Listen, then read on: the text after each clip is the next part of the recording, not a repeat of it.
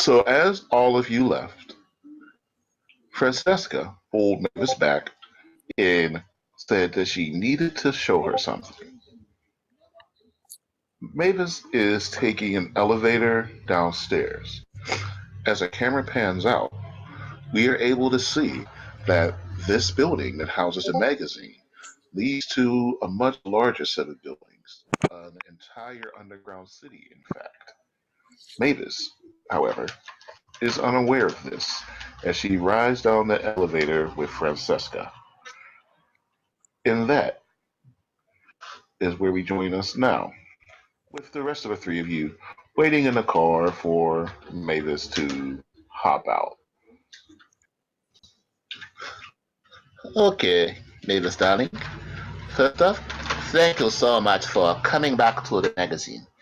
Honestly, your husband, the fool he was driving this place until they died. Do you know what type of loafers this man wanted to do? Also, he was suggesting that all the men start wearing huge white ankle socks with sandals. Can you believe this? How grotesque! How dare he? And he did it in your name, darling. Honestly, you being able to establish a good name is going to take a lot of work. But, well, you still have some writing talents, don't you? Do you still write from time to Well, of course I do, if I can remember what I've been writing. Oh, darling, don't worry. You have plenty of enhancements to get you back there. See, we have several glasses of wine. We have a few pews. Um, in a particular brand of tobacco. Ooh, tobacco. It's not tobacco. Well, what is it? Weed? Yes. Yes. So she pulls out her cigarette case, and you can see she has several different cigarettes. One is a regular, of course, thin tobacco, rolled neatly. You can see she must use a machine and some paper. You see over on the far right, there's one that's tied a little bit cruder. It's a little bit bumpier. Um, and even from this close in the small elevator, you can certainly smell that this is a fairly good quality strength of marijuana. Oh, where did you get that? Oh, darling, we, you know how hard it was to get through a day underneath your husband? Well, I know how hard it is for you to get through a night underneath your husband. Sorry. Um, Still, we make sure we have these things. We need party favors in order to do anything. Do you partake? Well, of course I do. Very well. This is for you. So she pulls out a ebony cigarette holder. You can see it's long, made of wood. Um, it's deep black. You can see it looks like it's carved from one single piece of wood. It's read it out, and it has an ivory tip on it. It hasn't been used before, as it's still sealed in plastic, and she hands it to you. Oh, this is quite elegant. Well, you are a lady, aren't you not, darling? Lady deserves to enjoy the finer things in life inside the finer things in life. Well, I'm all for it, dear. She lights it, and then the elevator dings. She says, "Ah, Here is our floor. Wow, that was a really long elevator ride. Oh, that's nothing, darling. It goes much further than this, but perhaps you're not ready for that yet. Um, this is, I think you and your friends were looking for a specific little club, a place, a gathering place for some of the elite of the city. Yeah. Well, we leave the place a little bit further up ahead for the move, for the wannabes, as you know. Wannabes like your husband. Um, That's the place that was raided by the police. This, however, is for the elite. So she takes you into a huge room. It is adorned with purple, gold, and silver decorations all over the place. Um, she in the back of a room, you see a coat of arms. Give me a no, actually no. You don't even have to do this. You look at the coat of arms, and it isn't something that you've seen in years. In fact, you have to think hard to remember the last time you've seen it. But you know in your heart that it's familiar. Where do I recognize that from? Oh, And darling. she And I will show it to you.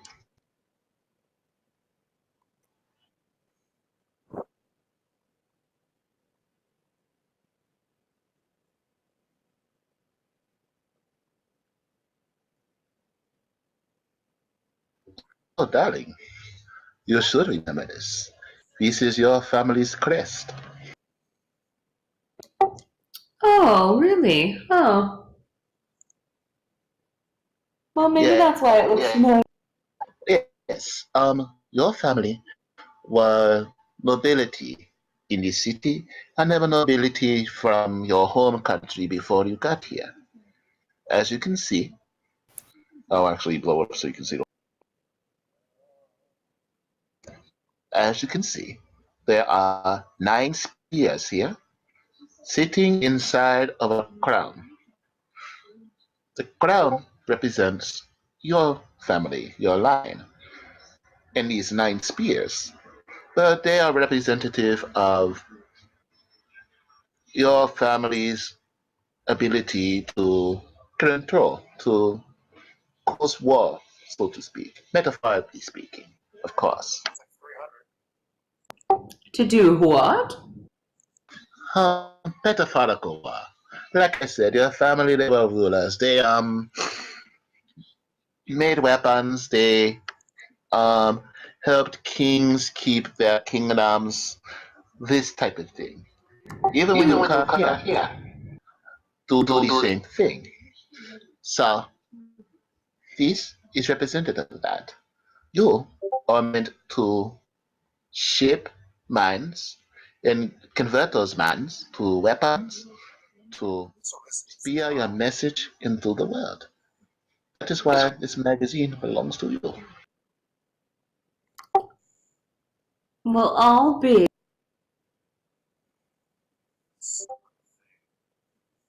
She doesn't really know what to say about that, except the origin of the magazine. I guess if it was a publication, it would have transferred hands from like a parent company. exactly. So for whatever purposes, yes, the magazine was handed down to you from your parents, and your grandparents actually ran a newspaper, which eventually became this magazine. Huh. Awesome. So, what do you mean by shaping minds into weapons? What does that mean? Because she's thinking about what that creature. Oh, it's you know these artists and everything. They get so artistic with their words. She walks while she's talking to you. She's walking past the portraits of several people. Some of them you recognize as parents and grandparents. Some of them you recognize as other powerful people from the city. As she's walking and talking, one of the pictures you walk past, you remember, is the same picture of the Corbett family. She says, "Oh, you know these artists. They are always trying to make things more than they are. I believe that turning minds into weapons just means you using these words in the magazine to use your voice as a weapon to change things. You know, making things better for women here, making things better for all Americans, making things better in general. That's all. Well, I've never heard it put in those words before.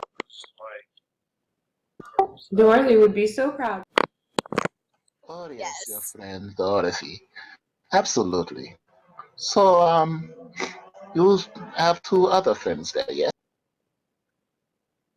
Oh, well, yes.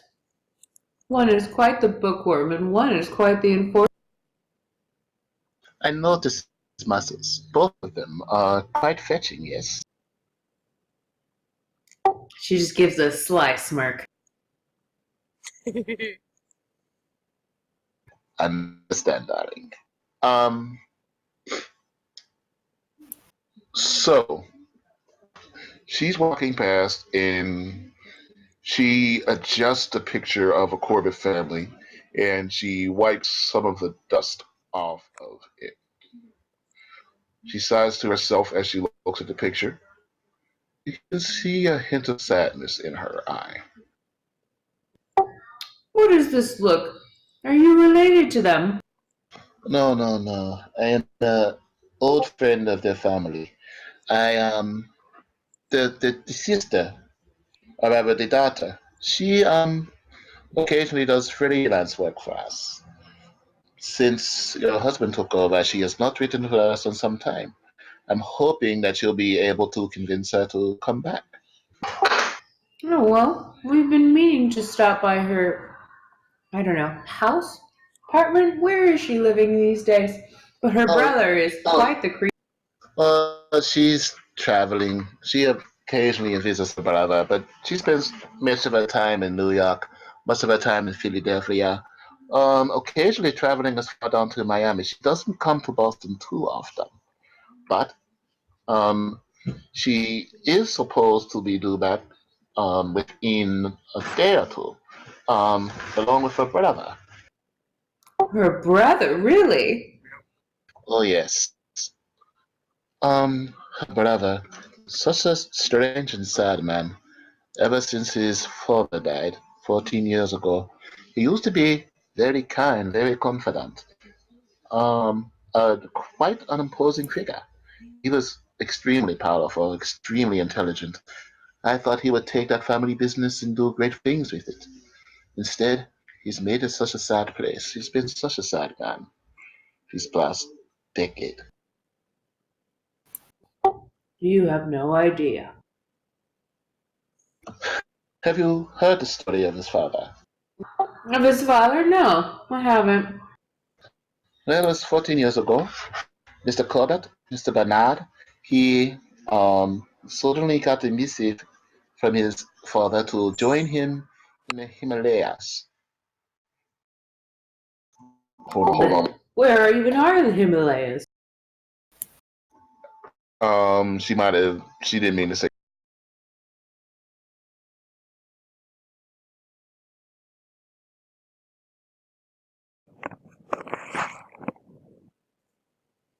India. Sorry. Oh, India. Yes, there was a mountain range. He went to go climb mountains with his father. They found a mineral source that he thought he could, you know, claim for his own. And during this time, the father had an accident, died, and his body was never recovered from those mountains. Mr. Corbett came back, he took over the company and took it in a new direction. No longer were they creating homes and doing architecture. Mr. Corbett had gone into medical research, amputations to be exact, creating new limbs for people who had lost them. Well, that sounds familiar. I'm sorry? Nothing. So, since that time, he's been making artificial limbs, but then suddenly, not um, not 40 years ago, this stops, which is strange because it stops at the beginning, right around the time the Great War starts. And you would think if you were making um, um, apparati for amputees, you would certainly not stop during a time of Great War. Well, But yes, I would imagine that's a very strange business plan. that's probably because that's when he lost his young wife and unborn child. Oh, well, that is sad. And it's since then that he's been much to himself, only coming out on occasion, occasionally being seen in the company of the unsavory types, always trying to rescue them, to dig them from the dirt, so to speak. But that's neither here nor there. What is this. I have some paperwork for you.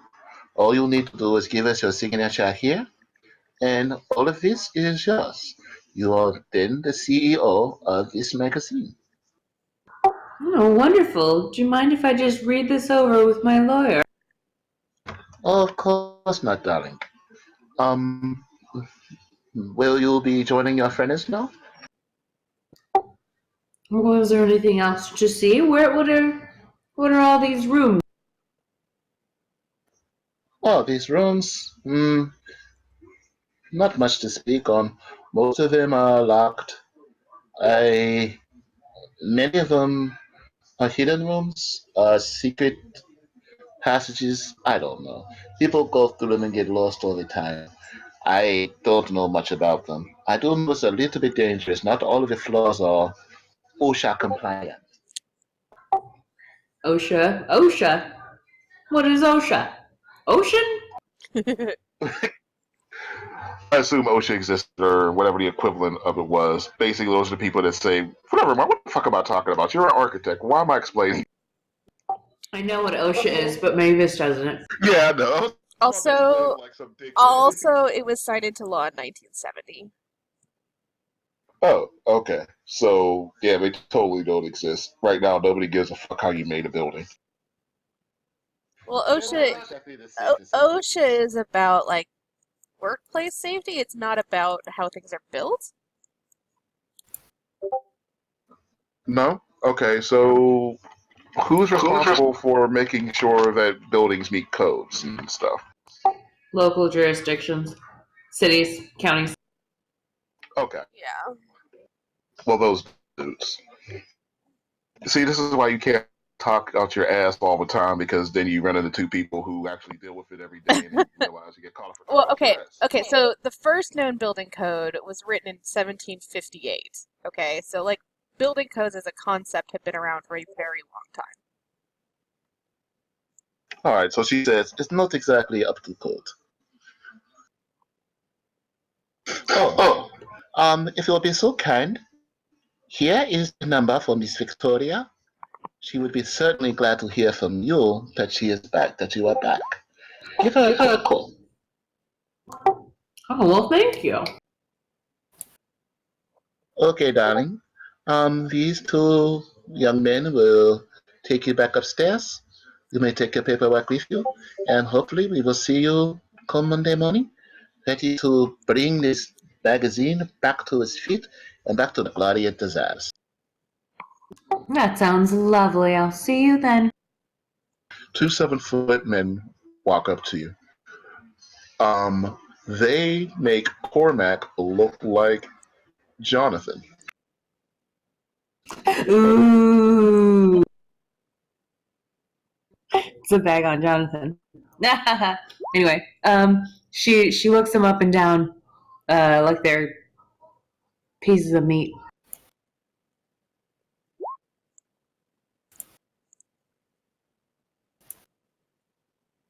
Have a good evening, Mrs. Caron. Have a good evening, Mrs. Caron. Oh my god. I think it would have been awesome if one of them had a really high voice. Oh, okay. All right. So they make well, she doesn't know their names anyway. They make your bearded friend look like, oh, Sonny. Who's Sunny? She instantly forgot real people's names.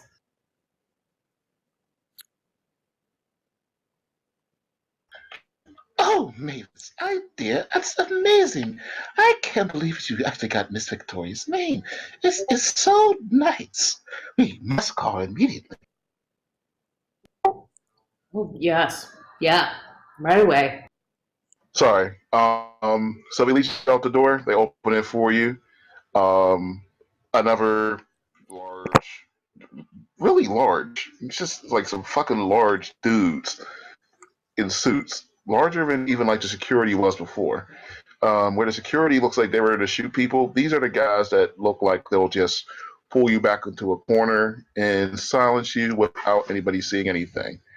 If you were to look down at their knuckles, you can see that their knuckles look an awful lot like Mr. Cormac's knuckles. Does she notice? Give me a spot.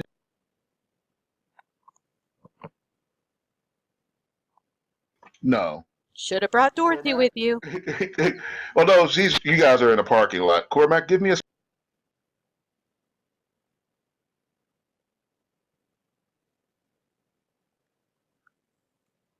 Cormac? Do what now? Give me a spot hit. Spotted. Yeah, you can see every one of these guys has had some fight training.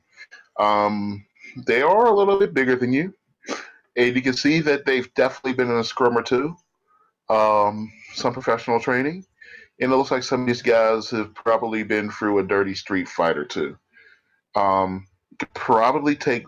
You're pretty sure you could take one of them, but you sure as hell don't ever want to see yourself caught up with two or three.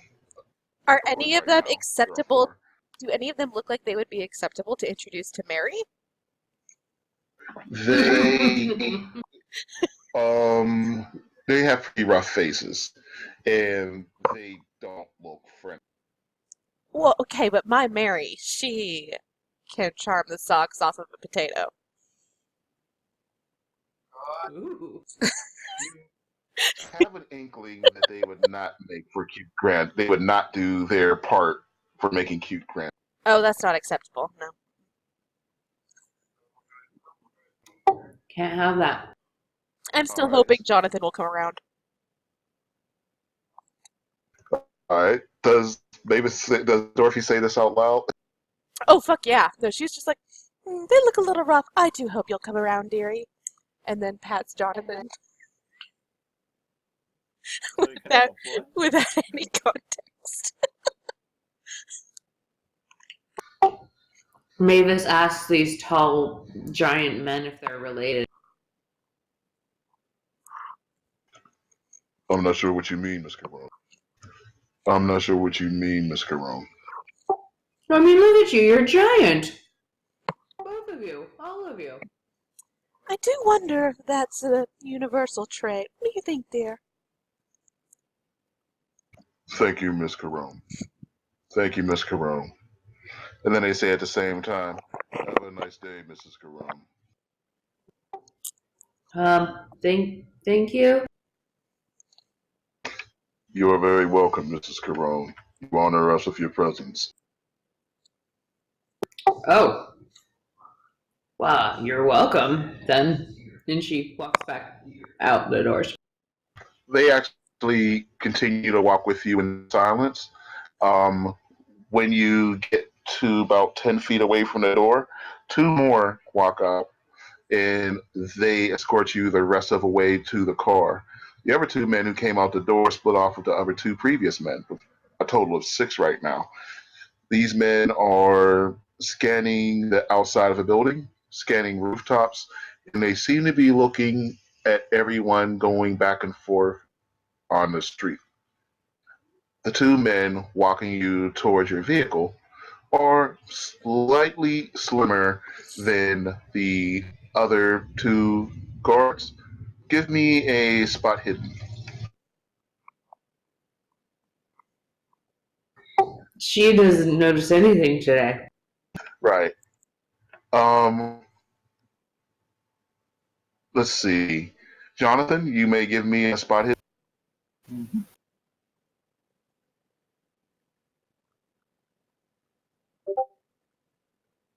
Jonathan, these guys are a little bit smaller, but you can see that they are packing. Um, each of them seem to be carrying both a 45 and what looks to be a sawed-off shotgun. Um, if you are correct, you are sure that they also have a combat knife slid into their right ankle. You note that they have short buzz cuts. Um, it looks an awful lot like the American units that you occasionally, um, worked with in the Great War. I mean, we're not fighting against them anyway, right? Like, we're just, like, leaving. Oh, yeah. Yeah, so I'm fine. I had several children who participated in the Great War, not all of whom survived. I mean, Okay. I don't know if that's actually relevant here. I just Actually, it is. Give me a sanity roll. Oh, wonderful. Okay. Green? Sure. So you have in the back of your head for a moment that one of the middle two large ones, has the same face as your second eldest, who did not make it back from the Great War. But then you realize that doesn't make any sense because, like you said, he died. Yes, Joseph. Joseph, he died. And while yes, it is true that they weren't able to send anything back but ashes, you don't believe that the government would lie to you about his death. Got it. This is all pre-established too. Aren't you proud of me? Mm-hmm. All right. So, Mavis, I assume you hop in the car? Yeah, and looking back at all the people with a bit of a perplexed expression. And just sort of meekly waves at all, 6 of them that are looking at.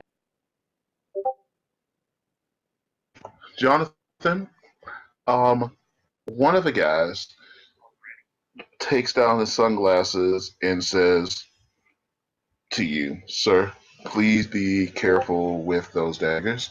We wouldn't want Mrs. Carone to get hurt."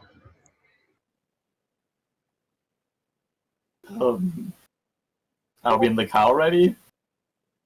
Yeah, she's hopping in. She's getting ready to get in, and these guys just kind of say that to you as they're opening the door for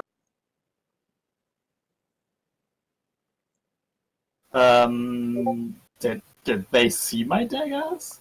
Yes, that's what that 38 was. That was a spot hidden. They were checking everybody out in the vehicle before they let her in. Right. I don't think I would answer to that. I just ignore these people. And you, sir, keep your nose clean. They say this to you, Cormac.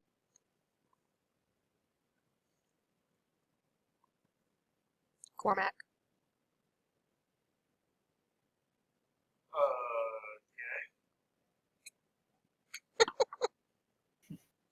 I think his mic's giving him trouble. Yeah, that's what I thought. All right, so they open the door, they close it, they do that thing where they tap on top of the door, tap on top of the roof, and I don't know. I guess you guys pull off. Where are we going? Where are we going?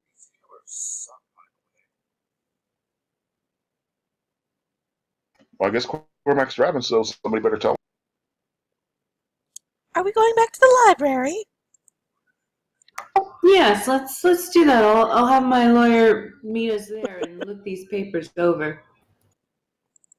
Oh, I wonder if one of my kids was a lawyer. What did I say? If that's what your majesty wants.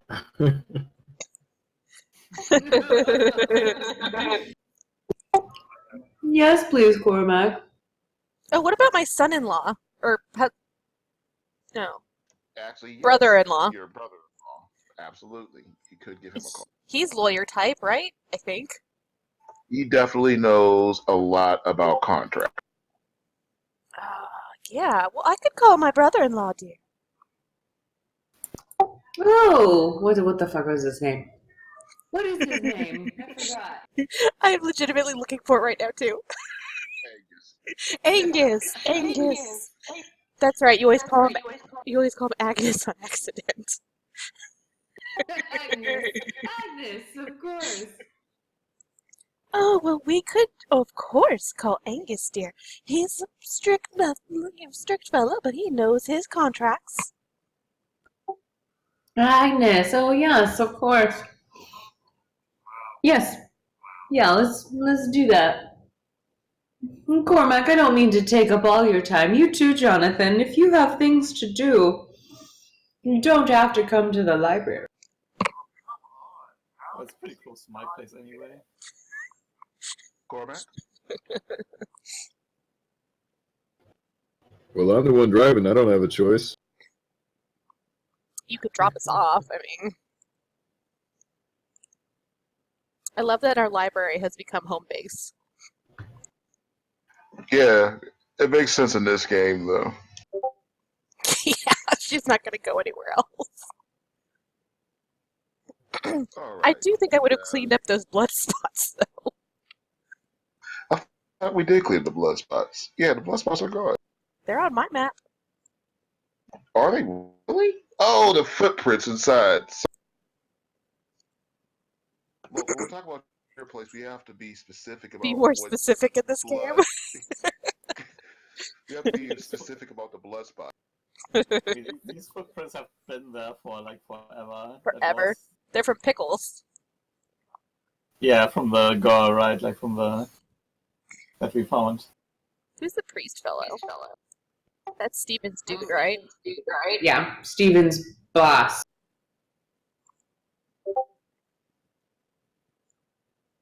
Yeah, he's not actually there. Obviously, that was just a cut. Okay, so when we get here, I think I'd go to the phone and I would like pick it up and then kind of hesitate because I hate calling Angus.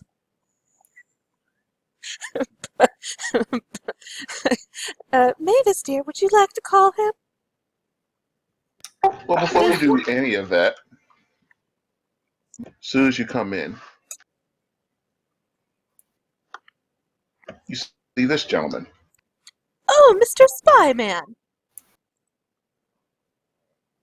I'm sorry, that's not my name, but good work on keeping it quiet. Ah, I've been learning. good evening. What can I do for you, dearie? Would you like a cookie? Oh, no, I simply needed to hand you something. You'll know what to do with it. He hands you a brown package, and it says "Open Alone." He tips his hat to you, and he lets himself out of the door. I He's open walking it past you immediately. He's walking past you right now, Mr. Cormac. Wait, he handed it to me? I He think can. Cormac would stop him. Just like reflexively. Sorry, Mr. O. How may... Was there something you needed? Yeah, I just need you to stand right there. Oh, I see. Well, go ahead, Mrs. Dickey. I know these are your underlings, and I understand that your operatives are part of your planning, so yes, go ahead. I open it May you immediately. open it. She would have done it anyways, but I Just open it like a kid on immediately. Christmas. Carefully. I open it carefully. All right. So what you see is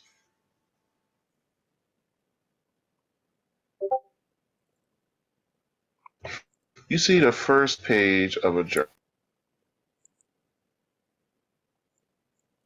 It belongs to Bernard Corbett, and all it says is,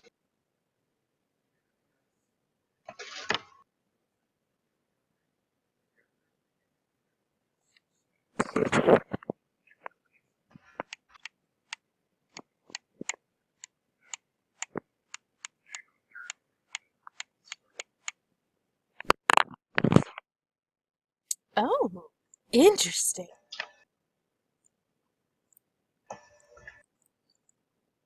and it cuts off strangely on a part of the sentence.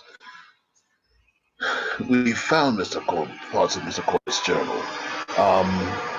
It looks like most of it is torn apart. This was part of the first page. It would seem that if you can get the rest of this, you might get some insight into Mr. Corbett. Do with it as you will. Thank you, dearie. Do be safe out there. Yes, if I may be excused. Oh, he's fine, He's fine, Mr. Cormac. Don't worry. All right. Thank you. Good day. Ta-ta! Well, that is interesting, and I would read it to everyone.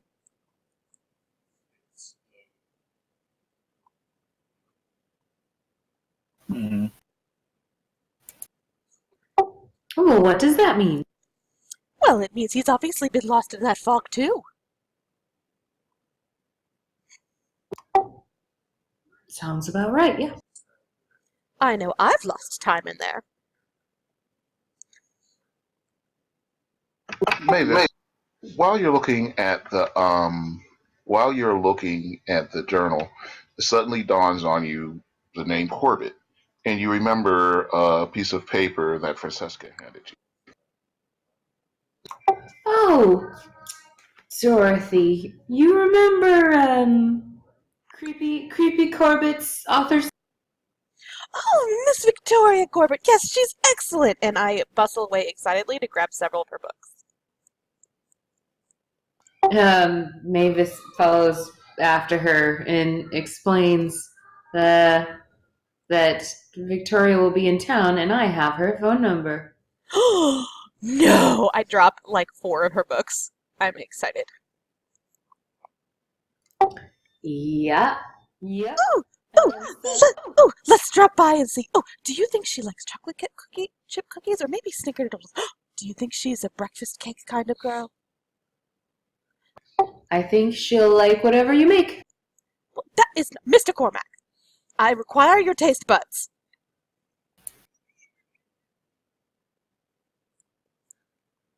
Mr. Jonathan? Mr. Price? Yes. I You require... just said Cormac. I'm not Cormac. Well, I know, but I require your taste buds as well. Come. Tell me which cookies are best. Come along. Okay. Why are we hiding in Very the... suspicious. Huh?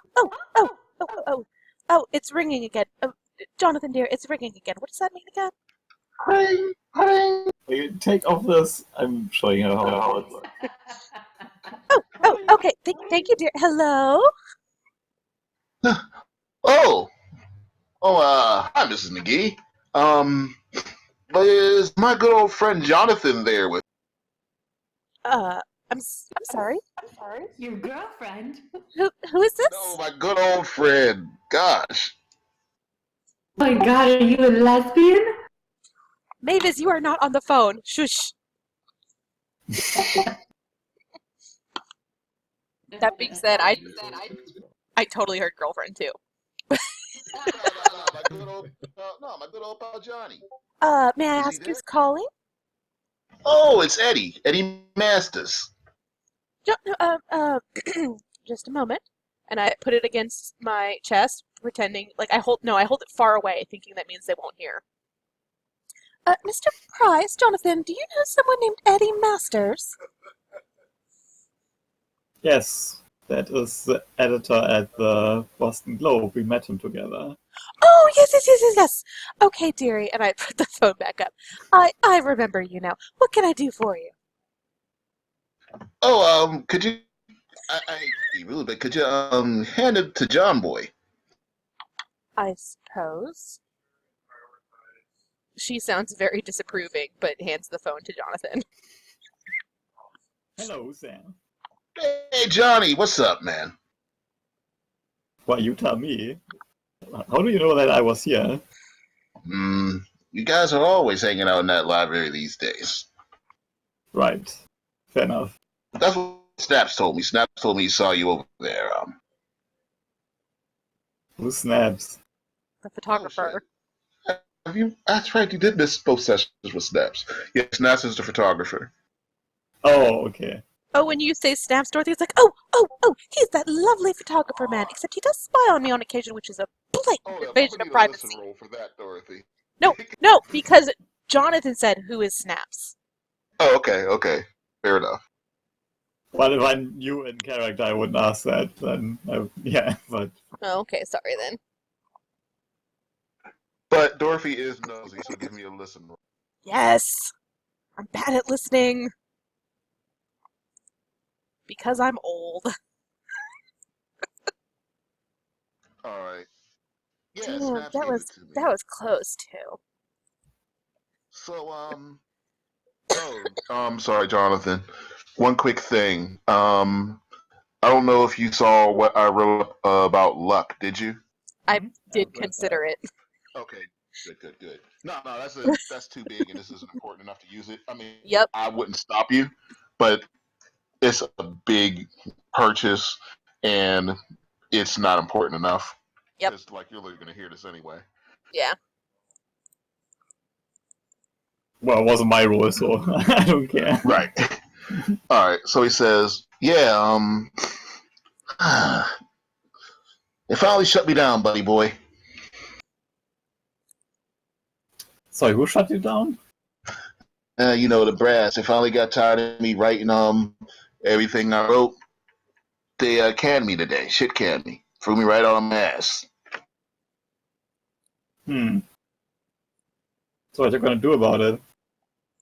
Gosh, man, I don't know. I'm just trying to go find some publication somewhere that's willing to, speak the truth, willing to let somebody actually say what needs to be said, tell people what they need to hear. But most of the other papers around here are just run by the same old families, same old money, same old ideas. I don't know. You know anybody? Anything? It might be your lucky day. If you want to apply to some new magazine, yeah, then I can set you up with this. What's your last name? Mavis? Last name is Caron. Caron. Mavis, can you come over, please? What? Sure.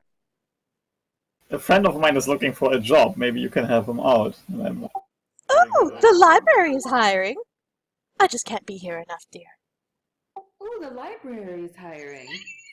Oh yeah, I write books, miss. I don't, hand them out to people. What? You write books. Anyway, John Boy, so I told you I got into a little bit of trouble. Uh, Basically, what happened was I started poking around and made a couple of old rich families a little bit pissed off. So you heard about Yurik and Snaps. They busted that old potty over there by the old printing factory. But I thought that was only the tip of the iceberg. So I asked, where are the Corbett's? I explained how, just recently you guys had that issue over at the house with the hauntings and everything. And I explained that Liam Bernard's been going back and forth with all sorts of folks, all sorts of people who fall into the crime sections. And even his sister been writing bestsellers on a whole bunch of detective novels lately. Every one of them written like true crimes. Did you realize that the last four of her detective stories followed unsolved mysteries in four different states that she happened to be visiting while she was writing them? Well, no, I was not aware of that, but I'm also not reading this kind of stuff.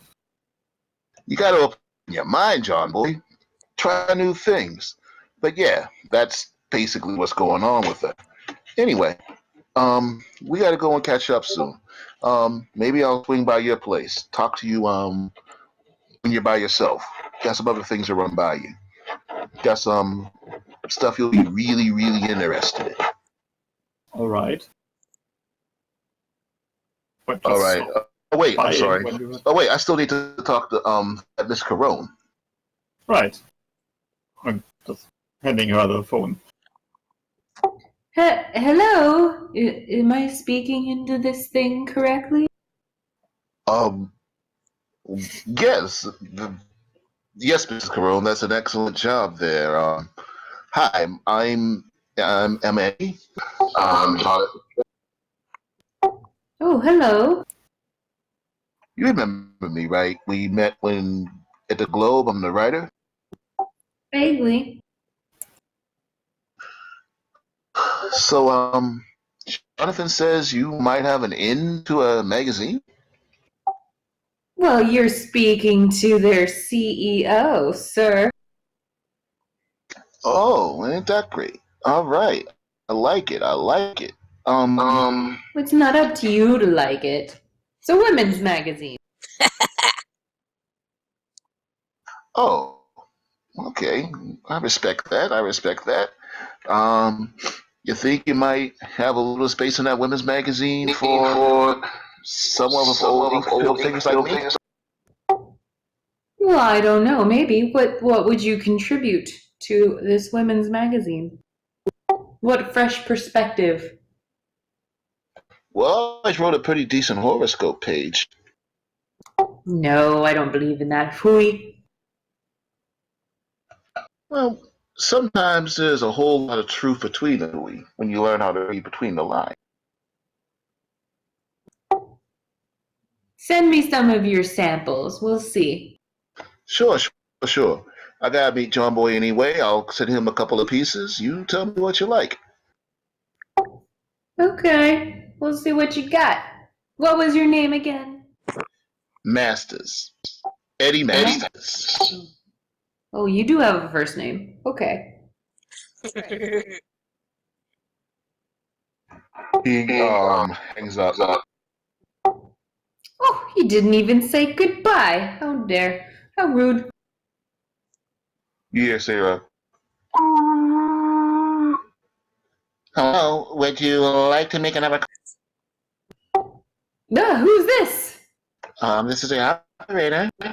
Oh, no, thank you, dear. Okay, thank you. Have a good day. Bye, bye. How do I? Okay. Hang it up, dear. Put it back on to the basement. So Oh, yeah. Mavis slowly takes a thing as if it was a piece of porcelain and um, gently puts it back on top of the phone base. What a strange contraption.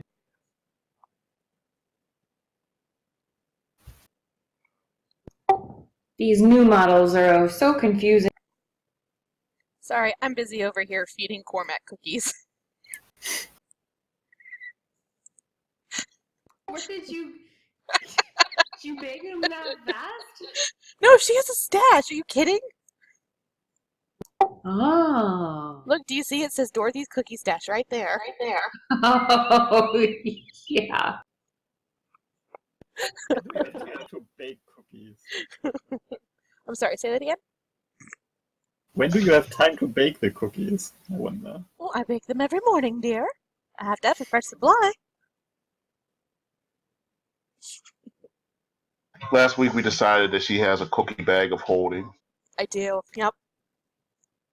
All right, Cormac said he'd be right back, right? Uh-huh. All right. So while Cormac's eating cookies, you hear a crash out of your freshly prepared window. Who hears it? You said my window, so I assume me. Yeah, everybody's window. I mean, not everybody's window. Everybody hears a crash. That window. Yep. There's a brick with a rat tied to the brick, a dead rat. Okay, I'm making a character decision. I am terrified of rats. Well, this one's dead. Doesn't matter. It's like a cockroach. Yeah, no, I think she sees the dead rat and is like, oh my goodness. Oh my, oh my, oh my, oh goodness. Oh, oh, No, Jonathan, Oh. take care of that. Ah. Jonathan!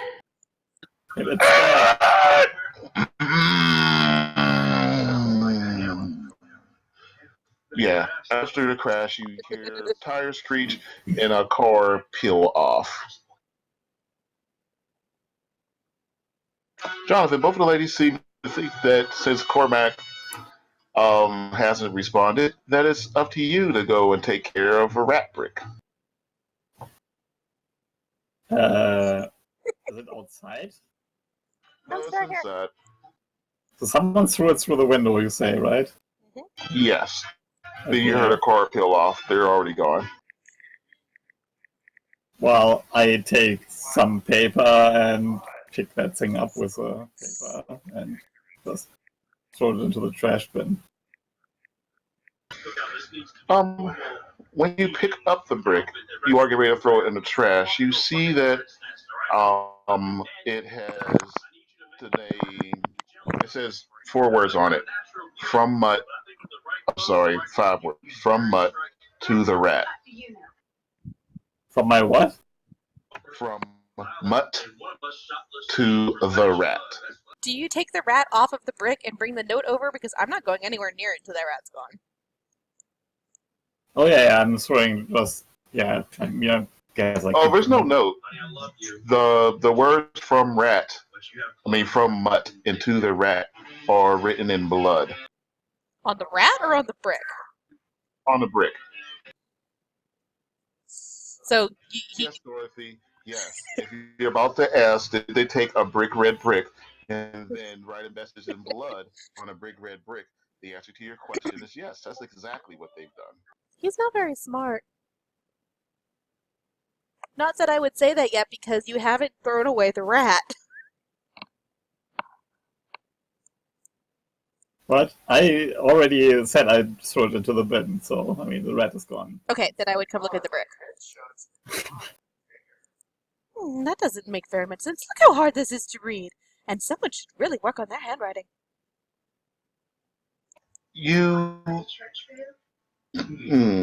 Let me see. Yeah, there's something called written language. There is something called written language? Let me see. I'm almost sure. There is. Language own is education. You know what? I will just take library use here in lieu of just like written. Okay.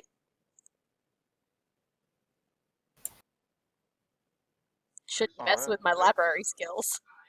All right, so for both of you with hard successes, you are able to tell that this was written in blood with a finger.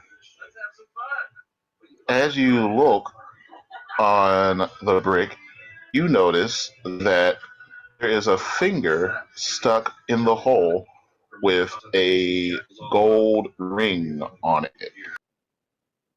Oh my. Wait, Is Cormac back yet? Sounds like not. Do we want to take a few minutes to break? Give him a chance to get back? Yeah, we'll give him a chance to get back. So you guys notice it. And I wouldn't make Cormac roll for it because he'll recognize this. So, yeah. So we haven't showed it to Cormac yet. So you guys are looking, and you realize that there's a ring in here. I'm sorry, a pale Caucasian finger with a ring on it. It looks, a kind of ornate gold ring, not super specifically crazy different, but a little distinctive. Every wedding band is distinct, right? Does it look like a wedding band?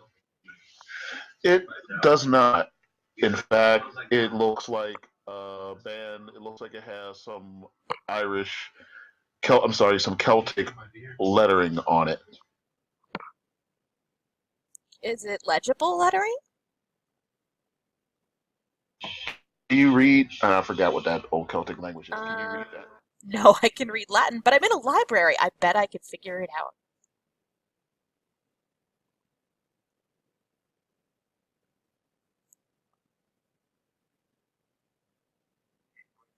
I bet I have a language section. You do. You on an extreme on your library. Well, you see that it looks like this corresponds with a surname. With a what? SUR surname. Oh, okay. Oh, well, I think this is somebody's name. All right. I would go to my I'm afraid- my lineage book. Remember, it has all the names in it. Yeah, I'm almost afraid to say this until Yeah, no, we should wait Ben for gets him. here. Yeah, we should wait. Yeah, let's give him a couple of minutes. I need more wine anyways. I'll be right back. All right.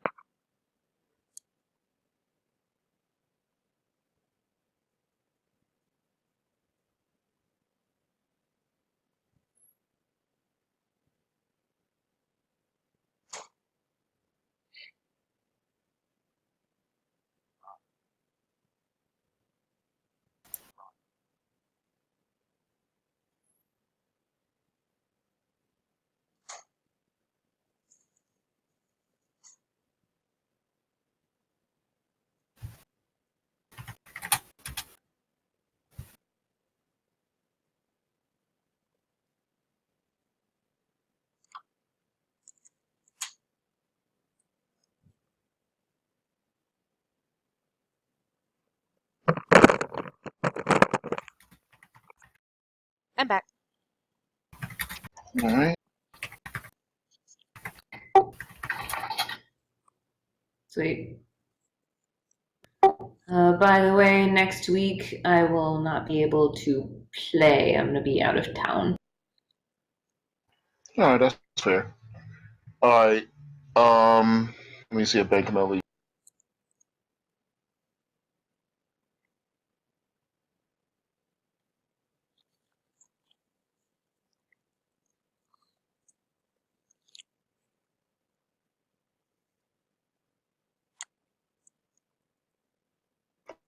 All So we will. I'll give it. I'll give it 2 more minutes, and then we'll move on. I'm pretty confident how Cormac would react to this situation. Fists ablaze. That does seem to be a solution to a great many problems. Then again, you have a high skill count of the team. Me? But the lowest assault count. I'm pretty sure that's me. Ooh. You were Cormac, yeah. Lowest assault count, that would be me. Or highest. I slap a lot of people, I guess, technically. Yeah, you might not actually.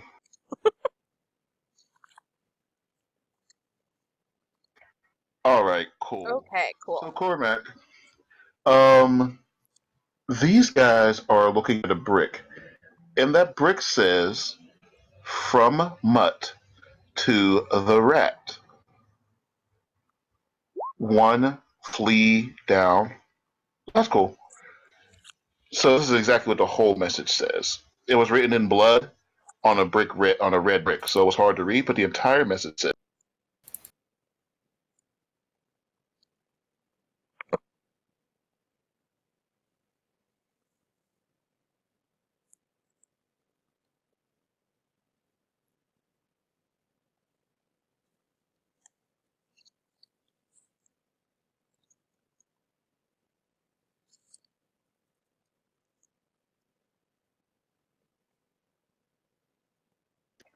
And slid into the message is written in blood with a middle finger. And slid into the holes on the brick is a slim Caucasian finger with a gold band with a Celtic word on it. The Celtic word is Murphy.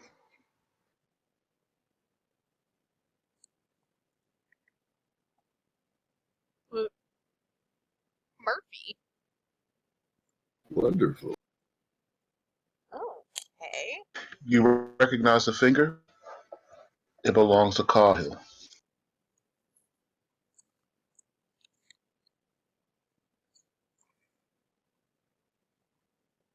So somebody cut his finger off. Yes, they cut his finger off. They threw the brick through the window in the library where they assumed you'd be, and you can read what the message says. He's like your right-hand businessman kind of dude. No, not Jimmy, or not Tommy, not Jimmy or Tommy. Cahill Murphy, he's the third one. Runs the sports books and gambling wing of the O'Doyle gang. Yeah. Everything from horse racing to duck goose, has someone willing to bet on it. While maintaining a fairly business-type relationship with Cormac, he's loyal and close. Usually too busy to party and a bit of a teetotaler.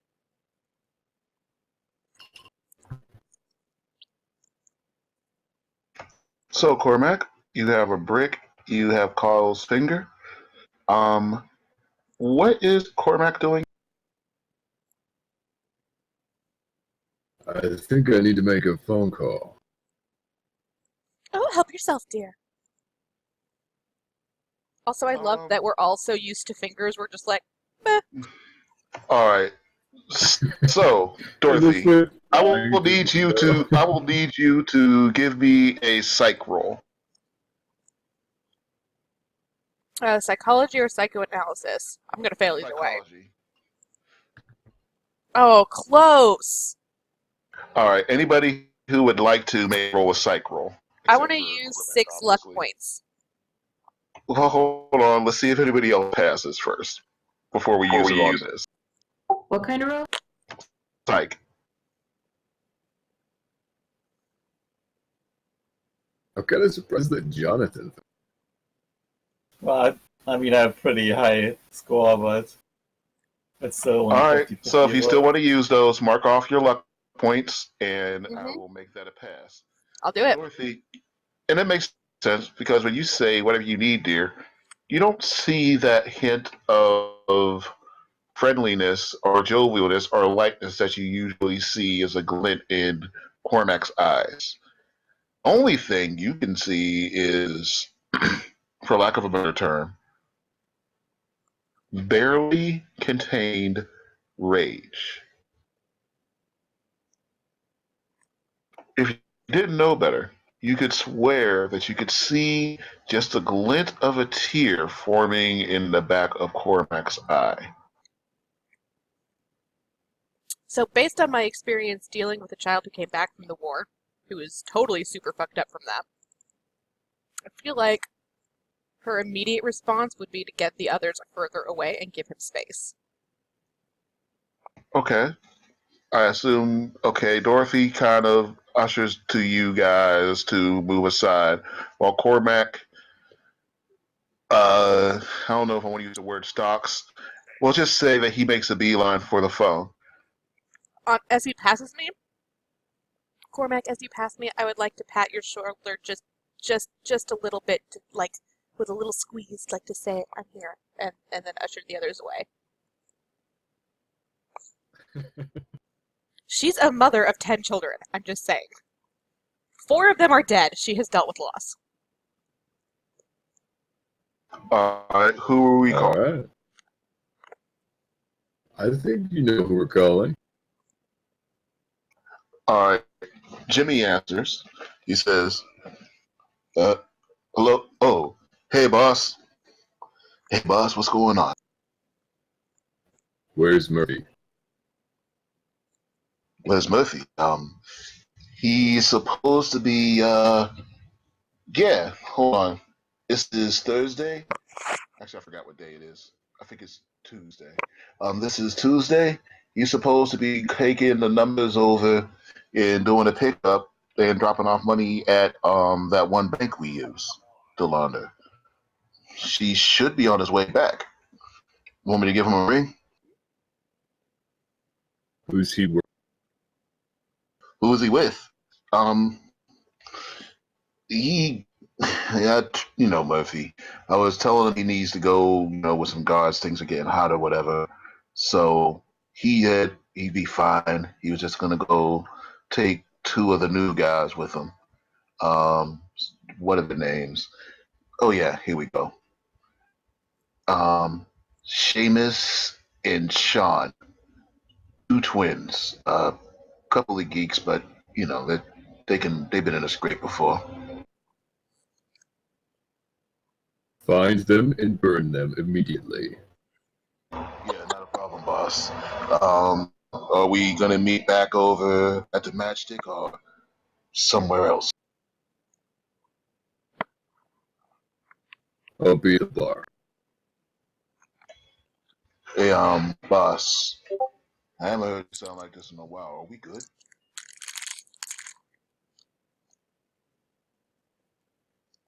I just found Murphy's ring. Say less, boss. We'll be there soon. Cormac hangs up.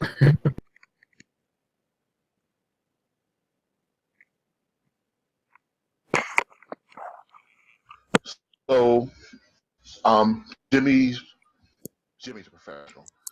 He goes right to the drop-off place. I don't know if you have already made your way back out of here, but he actually is in about 15 minutes time. He actually is going to make a phone call back. Are you still in the library? Or you left yet? There's definitely a good solid minute that Cormac has hung up the phone and just stands there. I think Dorothy would poke around and be like, Cormac?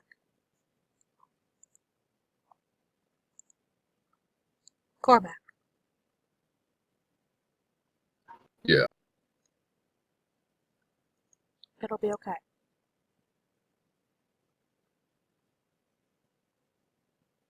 No matter what the case is, you have your family I need to help. go for a drink. You don't need a drink. You need your friends and your family and people helping you. I'm not leaving you like this. Mavis, dear, we're going to go with Cormac. You're coming too, Jonathan. Do I get to drive? No. All right, so Jonathan, while both of them are talking, I would say, is there anything you want to say to Cormac or act in this situation? Obviously, you've literally lost people who you knew on the battlefield, so you've kind of seen this expression in Cormac's face before.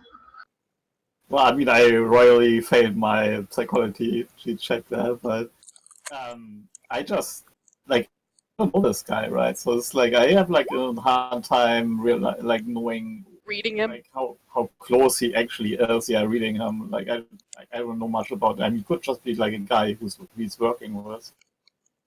Fair enough. And I think there are like a lot of soldiers like that I didn't really know like that just died, right? I mean, you can't like emphasize with like everyone. Gotcha.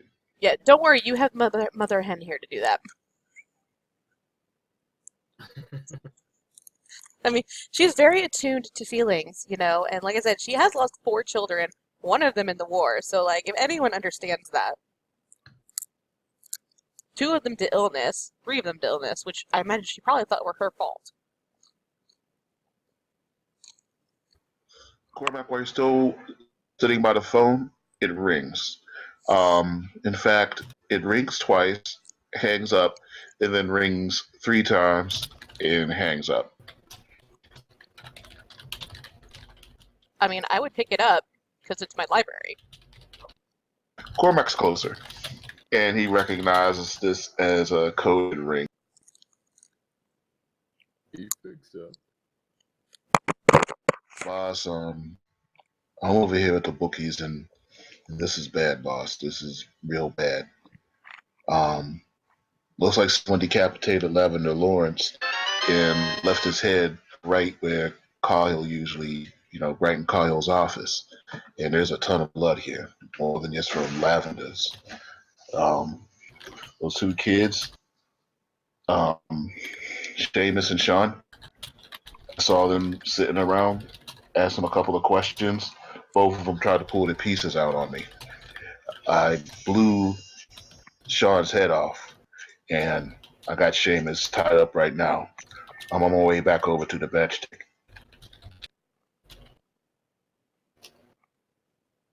I'll be there in a minute. All right, boss. You might want to leave the geeks out of this one. Cormac just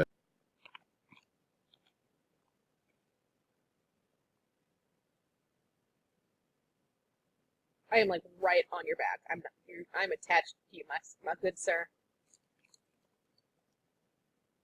So who's going with? I'm driving. I've always got your back, Mr. Cormac. What's going on? I'll tell you in the car, dear.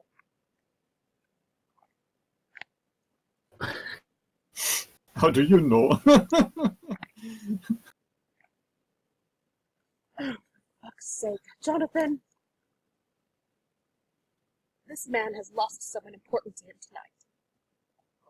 Now pull your heart out of your asshole and pay attention. Well, I just want to know what's going on. If there is like something that, like, what happened actually? Did he have a car accident, or what's going on? Given his line of work, I think we can infer something bad.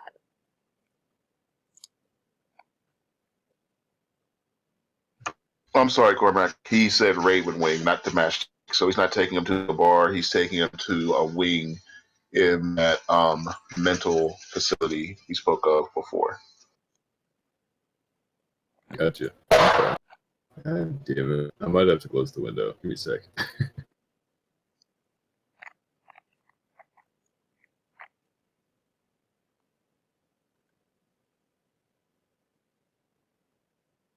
I feel like Dorothy would take this opportunity to ramble on uselessly about her children.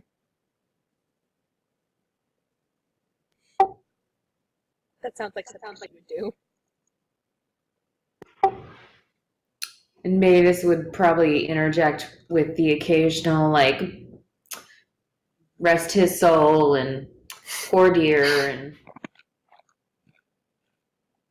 Okay, so of my children, Philip died of tuberculosis. Joseph served in the war and didn't survive. His wife and kids ignored the family on our side.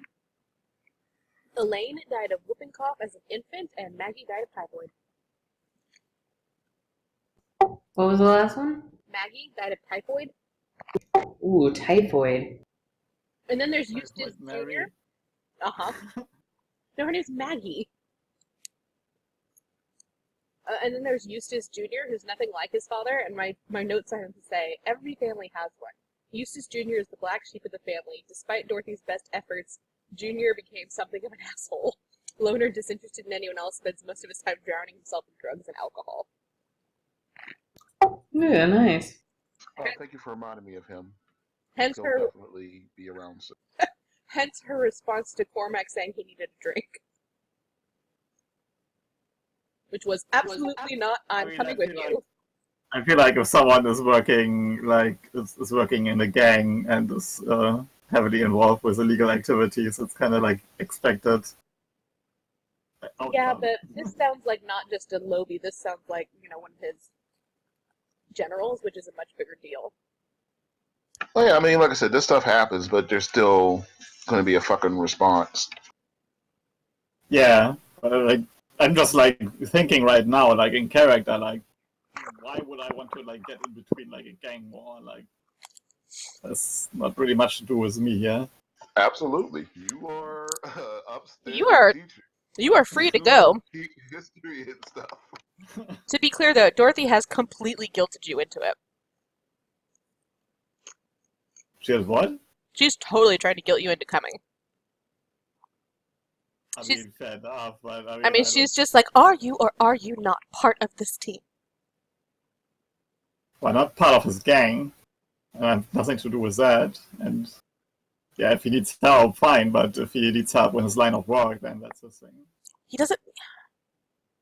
Fine, go run back to your stupid university and your stupid, lazy, selfish. Get out. We're leaving, and you should leave too. I'm sure I don't care what you do.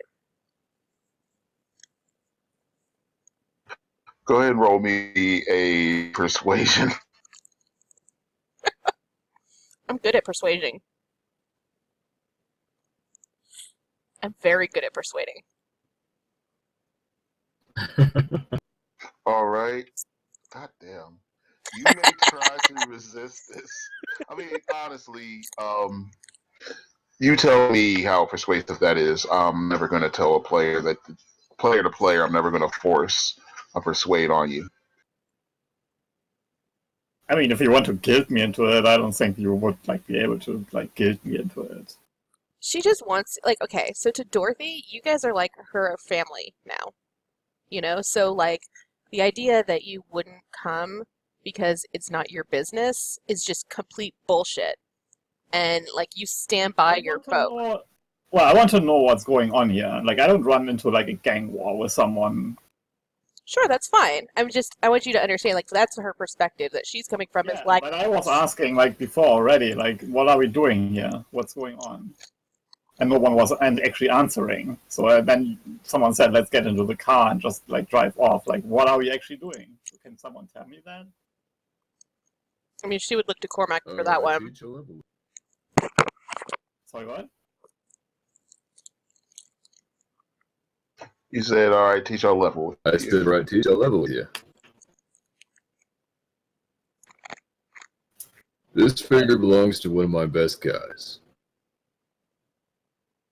Right. And who sent you that finger? My old boss.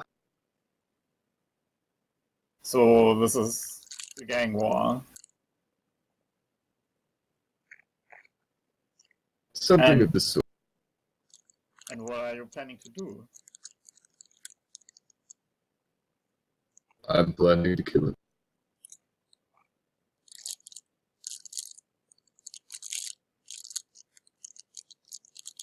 and you're on your way now to do that.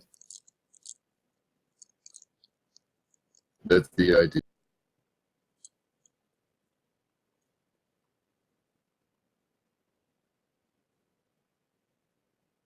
I mean, I can come with you, but don't want to get involved actually in that kind of business, if you understand. It's one thing to fight things that don't belong into this world, and another to kill someone. Right.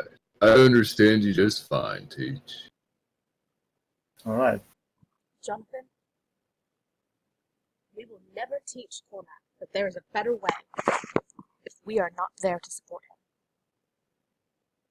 But it's also not the best way to support him when, like, there are other ways to handle the situation instead of just killing people. Fine, then go back to university, hide your head in the sand. Pretend nothing's happening. If that helps you sleep at night. I know it won't help me. I'm not a cold-hearted killer. If you think you can just kill everyone who is a problem for you, that's some weird kind of justice. I don't intend on killing this man. Well, But the if- comic obviously is. Yes, You well, just if said- anyone's going to help him, it's He sure as killed hell. one of mine. You don't know that. Am I supposed to just ignore? And Cormac is obviously like pissed at this point and just walks to the car. I'm following him. He's not leaving without me. Mavis follows Dorothy. Dorothy, I need you to roll me a sanity because of the words coming out of your mouth and how easily the idea of you. Wow. Okay. So how do I want to roll you passing this sanity roll? Look, don't get me wrong. Okay. She has no intention Yeah. of killing anyone. She wants to be Okay. there to be the force between him and doing something awful. So right now, you still believe that you'll be able to get Cormac to see the light, Mhm. to be able to get the answers he needs. And right now, you have still, I'm going to use the word deluded. You have still, I'll say convinced yourself It is literally in this my character situation description. can end another way. Yeah, you've convinced yourself that this can end in a way differently than it's going to end. Jonathan, on the other hand, Jonathan knows better. I mean, Jonathan knows what's happening right here, and quite frankly, he's not down to be an accessory to murder. Yeah. I will actually go And- to my apartment back. Like, I don't want to be part of this. Like, that's not what I signed up for. Like, if he needs help with something else, fine, but yeah, not with killing people. That's fine. Like All this right. is super 100% literally within character for I think both of us, and I love it. Mavis, you've had an awful lot of temptation lately, and quite frankly, Would you pour me some more? done a fair There's a new amount box in of the killing fridge. lately. And it really, how do I say it? It's been a whole lot easier than you thought. In fact, it's been so easy, you keep kind of asking yourself, why in the hell have you been in this fucked up marriage for as long as you've been in it? Okay. Social pressures. Truth. Dorothy would All be right. not okay with it. All right, so you do drop off Jonathan. Jonathan, you walk into your apartment and you see Eddie sitting there in one of your chairs. He's already finished half a bottle of, I hope Jim Beam existed, Jim Beam. Some kind of bourbon whiskey. Yeah, we'll say Jim Beam because I like Jim Beam. And we'll assume that it existed then. All right. Are you typing to see when Jim Beam came out? I am always Googling exactly what you just asked. Jim Beam since 1795. He has finished half a bottle of Jim Beam. During Prohibition, that would have been so expensive. Like, you should know better. I have always Googling whatever you are doing. No, I understand. He says, "Hey there, John boy. You look like you got the weight of the world on your shoulders, pal." Well, glad you let yourself in. Did the bottle keep you company? Yeah, sorry. I saved some for you. Well, pour me one. He does. After he pours you one, he says, "So, John boy, told you I had something for you, and needed to kind of tell it to you one on one." Snaps. She spent some time out of town, up up north a little bit. He found this picture. This was taken 48 hours ago. I look at the picture. It's your father. Isn't he dead? No, he's missing. Okay, thank you. Sorry. Wait, where was it taken? Hold on, let me get my state right. I was about to say Delaware, and that's not correct.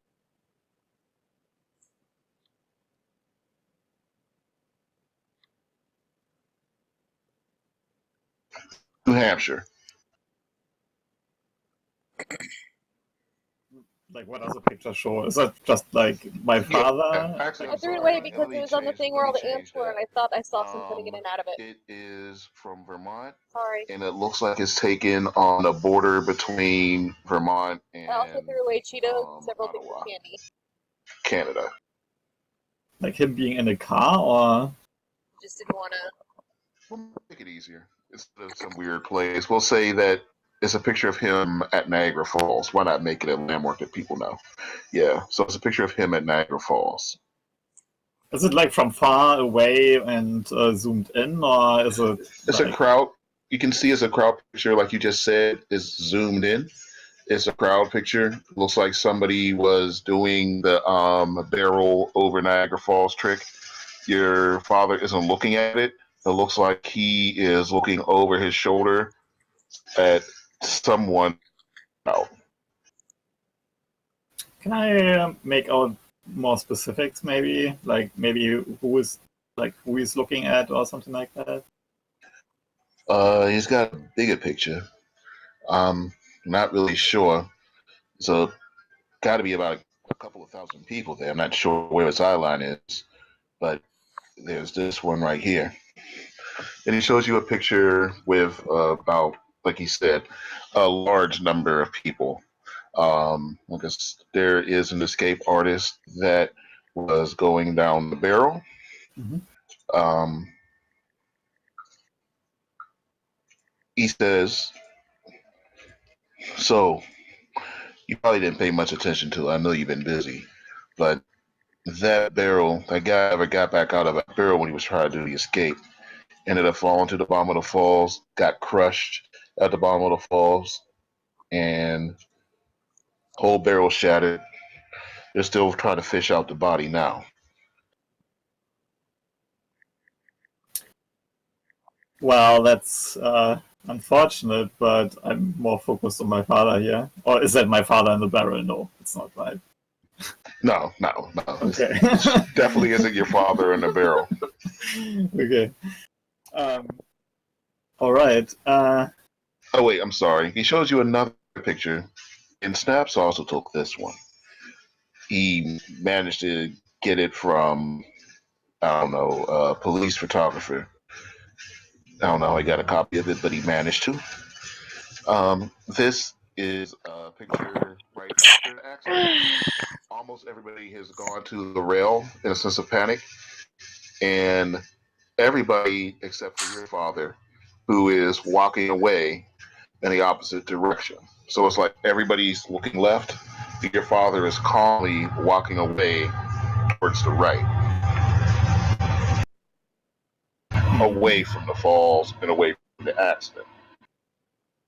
Why was the photographer there in the first place? To report about this escape artist? Or was there some other reason? Oh yeah. Yeah, he was just there to go and take pictures of the escape artist. The guy comes from Boston. And he wanted to go try that old Harry Houdini Niagara Falls deal. How far is it away from Boston? You see how far away is he from the Well, how far away would that be, like, from Boston? So, like, how many days of travel would that be in? Or, like, how many hours? So we're talking about from Boston to we're talking about that part of Boston to that part of New York. Honestly, the border between there and Canada from Boston is not that far. It's probably an 8-hour drive. I would think it might even be 6 hours. Oh wait, I know how to figure this out. This is easy to figure out. Why am I guessing?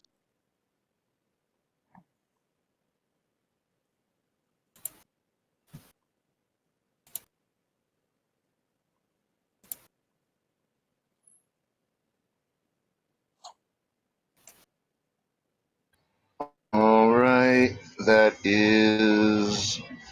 Oh shit, that's only 2 hours. No, it's not. It's 8 hours, like I thought. Yeah, 8 hours 43 minutes is what I thought. It's about an 8-hour drive. Probably 6 on a train. Well, I'm like, how did you find out? Did you just recognize him on the picture? Eddie? Yeah, he knows what your father looks like as one of your best friends. So, like everybody else was looking at, the pictures of the accident and everything. Eddie recognizing your father saw that immediately. Didn't tell Snaps what it was about, but just, paid him some money to get the pictures. And it was after he paid them to get the pictures, and Snaps, of course, went and asked for them, that Eddie got fired. So you got fired for asking for these pictures. Do I understand this right? That's what it looks like. It looks like someone from on high didn't want me knowing about your old man.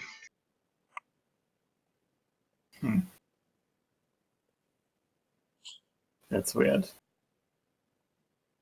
And I down the drink. He pours you two of you another drink, and we go back to the car ride.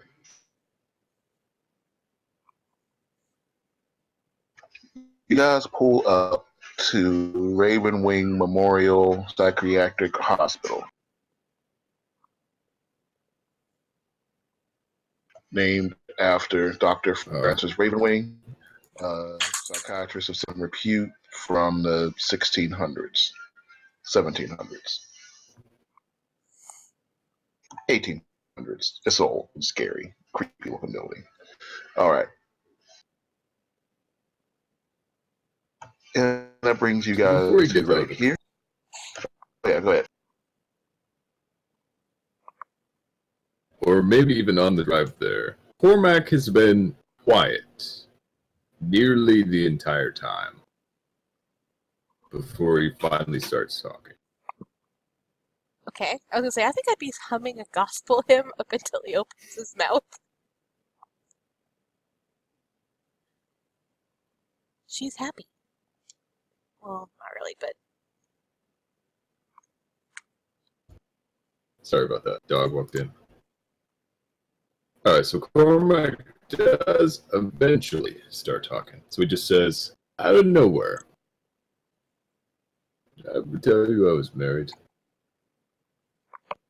What? you didn't. Changed my Changed what? changed my Cut out at the last word again. I'm sorry. Changed my life? Here's my connection again. Yeah, it must have been your connection. Delaware.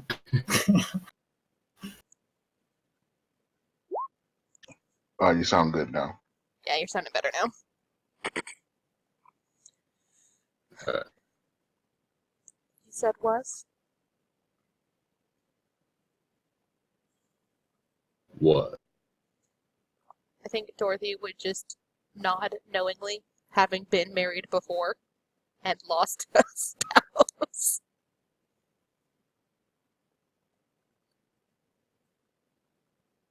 Ever tell you about Murphy?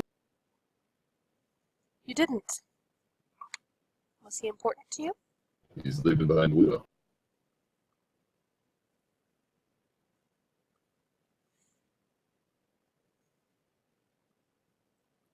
Loss is hard. Cormac definitely seems pissed. You know, dear, I have buried 4 of my children and my spouse. The only way to live your life in that memory is to live it to the fullest.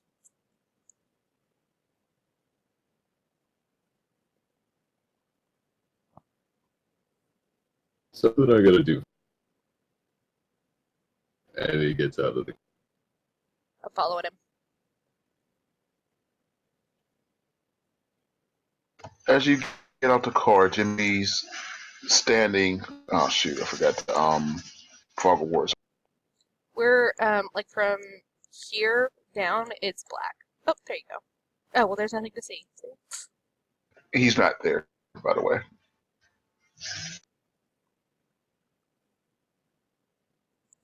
Sorry. So as you get up to the door, Jimmy's already at the door. He takes his cigarette. He tosses it to the ground. You can already see there's a bunch of blood on his knuckles and some blood on the tips of his shoes as well.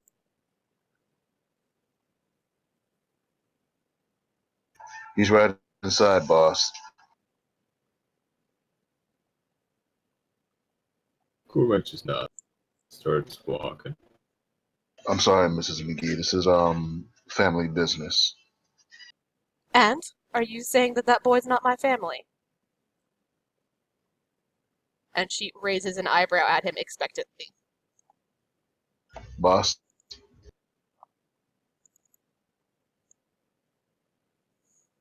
Let him in. Miss. He trusts you, he'll trust you. Just understand what you're about to see here. We're not going to be real nice boys today. I appreciate your concern, dear. So we can just hear. So as you're coming in, all you hear is.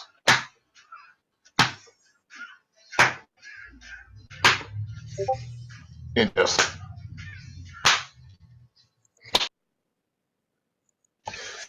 You want to see why they call me Two Guns Thomas? I'm going to take both these guns, shove them up your ass, and make them over to the other side.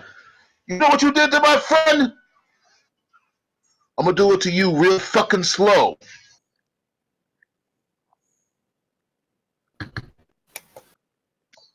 Okay. So you pissed my friend off. You pissed me off royally. But see, I'm not going to go and use the guns. Only thing people are going to hear is you silently screaming. That's why we got to take your tongue out first. But we need you to start flapping that tongue before I decide to slice it out. That's up to you, how fast I do it. And then Connor punches the guy again. And this is just as you walk in with Jimmy. And we see this.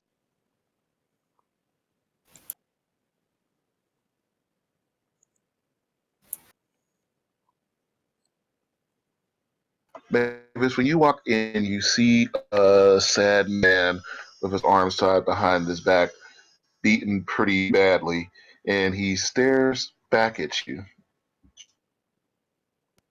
Me? Well, he Do I know him? Does he recognize me? No, neither of you guys met him. He just looks at you, just kind of looking back for some type of mercy. It looks like he's about to say something when Tommy, aka Little Helper Man, double pistol whips him, proving why he is in fact called Two Gun Tommy, because he double pistol whips him, catching guy's jaw right between the butt of both of his pistols. Oh my. Does he Teeth and blood deserve spill onto it? the floor.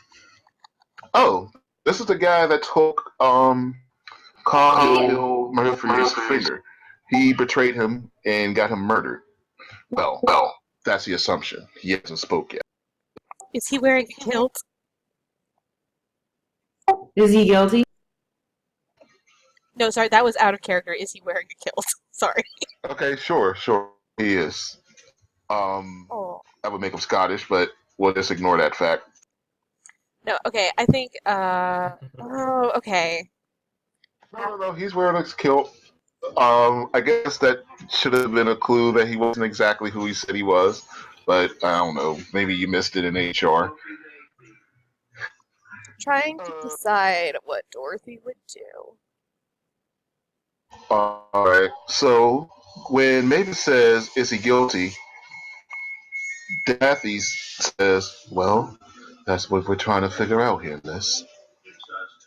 And you think you're going to find that out by what? Smacking him around?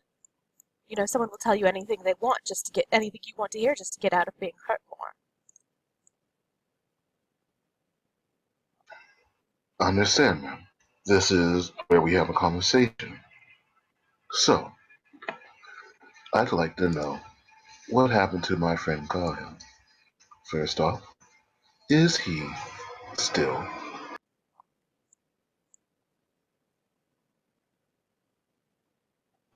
And he asks him the question, and then he's going to roll person because he has that.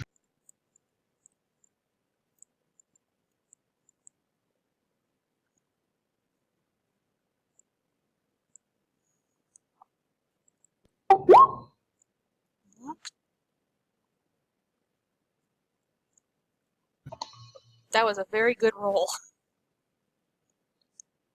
All right. So, Cormac, as you walk in and you see Daffy, kind of bent down, smoothly talking to this guy, and he asks where his friend is. The guy looks like he's getting ready to get up, and it looks like he's really eager to answer Daffy. Do you let him?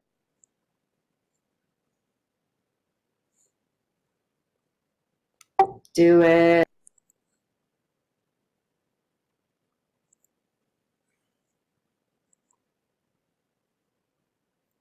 Cormac, are you going to let him answer?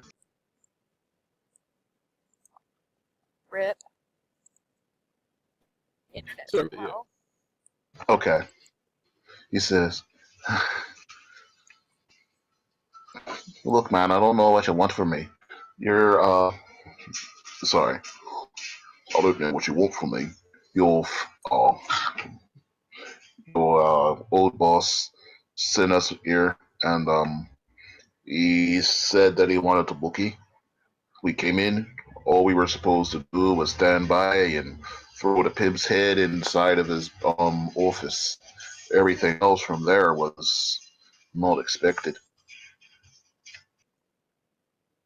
But you didn't answer my question. Where is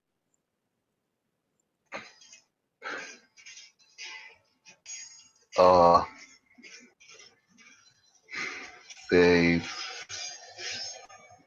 stabbed him in the heart, and they left him sitting in the garage. I'm sorry. Your friend's dead.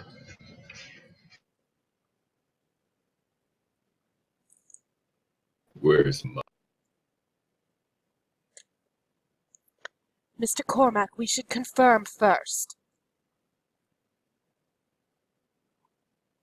I'll send somebody, boss.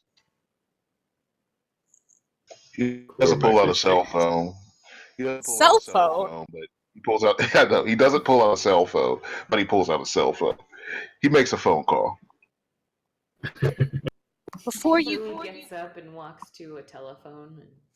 And while they have given a breath of space, I want to approach the poor bandaged, not bandaged, bonded man. Bondaged? Tied up man. Can I approach him? Will they stop me? Are you going to stop me? James lets you. James waves you over to him while he makes his phone call. I think that she would crouch down next to him and kind of push some hair out of his face and use a handkerchief to wipe some blood out of his eye. Like, dear, he's probably going to kill you.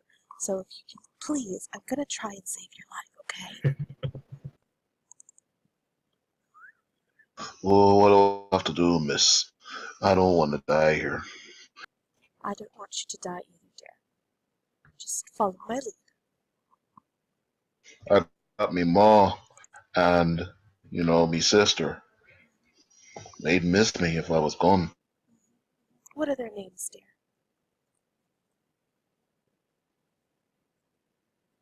All right. Give me a psych roll, please. Not very good at this. The next words out of his mouth, you realize there's no emotion behind them besides fear. He is lying to you. She just looks at him and shakes her head sadly like she's very disappointed.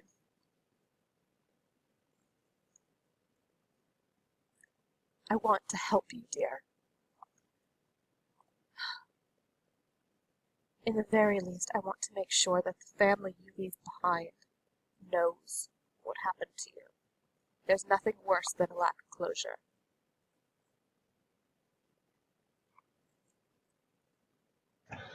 Oh, come on, miss. You think anybody would waste more than 2 seconds on a piece of shite like me? I ain't got nobody. I ain't done nothing. All I got is a bit of cash I put in my pocket from selling out people here and there. I ain't Well, much of nothing. well, I will mourn your loss then. I wouldn't be wasting my time on it if I were you. I hug him. Tommy, Background. Jimmy says, the phone rings, and Jimmy says, yeah, understand. No, you did a good job. He hangs up the phone, and he takes his rifle out and he points it at Seamus's head. The other men do the same, and they look over at Cormac. I'm legitimately wrapping my arms around this poor man's head right now. Connor, I don't know if I have stats for Connor. I hope I do. All right, Connor's going to grapple you and move you. Not like a hard, evil grapple, but No, don't worry. He is legitimately going to kick my ass. I have an awful build. Yeah. What's his build? I'm curious. he is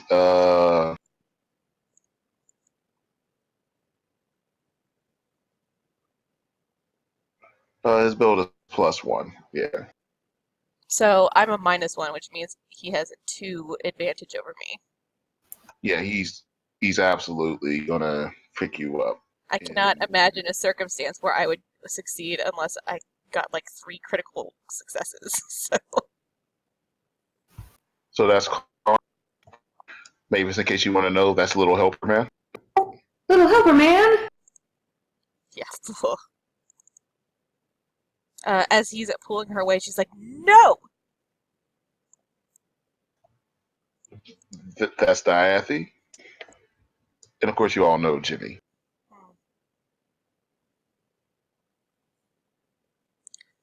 So after he moves you over to the side, moves you over to the side. He's going to be busy keeping me out of the way, though. Two Guns Tommy comes over and he presses both of his pistols at the back of Seamus's head.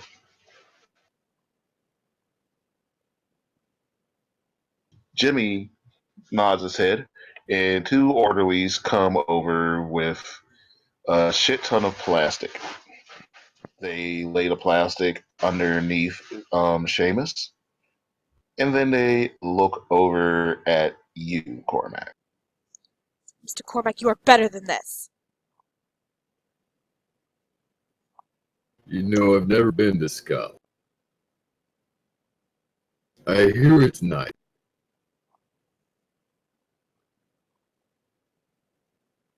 Cormac, will you be using your regular brass knuckles, or will you be using your brass knuckles with the spike knuckle on them? I'll be using the spiked ones, thank you. Like how you knew where that was going. I don't know why I felt the need to say it like I was your butler, but yeah. Because Jimmy would be asking. Okay, yeah, exactly. So, boss, will you be using the regular knuckles or the spiked ones? Okay. There's a crack. Yeah, that's a crack. That is also half of his health. He is going to need to make a con check of 60 to avoid being knocked out. I begin speaking the last rites to this poor man from Jimmy's arms in the corner. He takes that punch like a champ. You knock the shit out of him, but he hits the ground on top of the plastic, and he gets kind of puts his hands. Well, no, he doesn't, because his hands are bound behind his back. So he kind of uses his chin, and he he brings himself back up to his knees, right at your feet. So right now he's about waist high to you, staring you in the eye, and he tries to utter the words, "I'm sorry, it wasn't personal." You know what, Scott? I can respect that.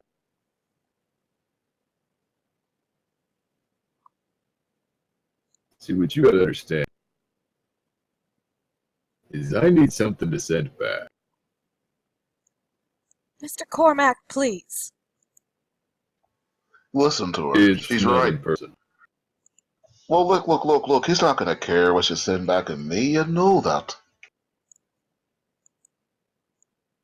I'm nothing but a grease monkey, a hired gunner. No, boom.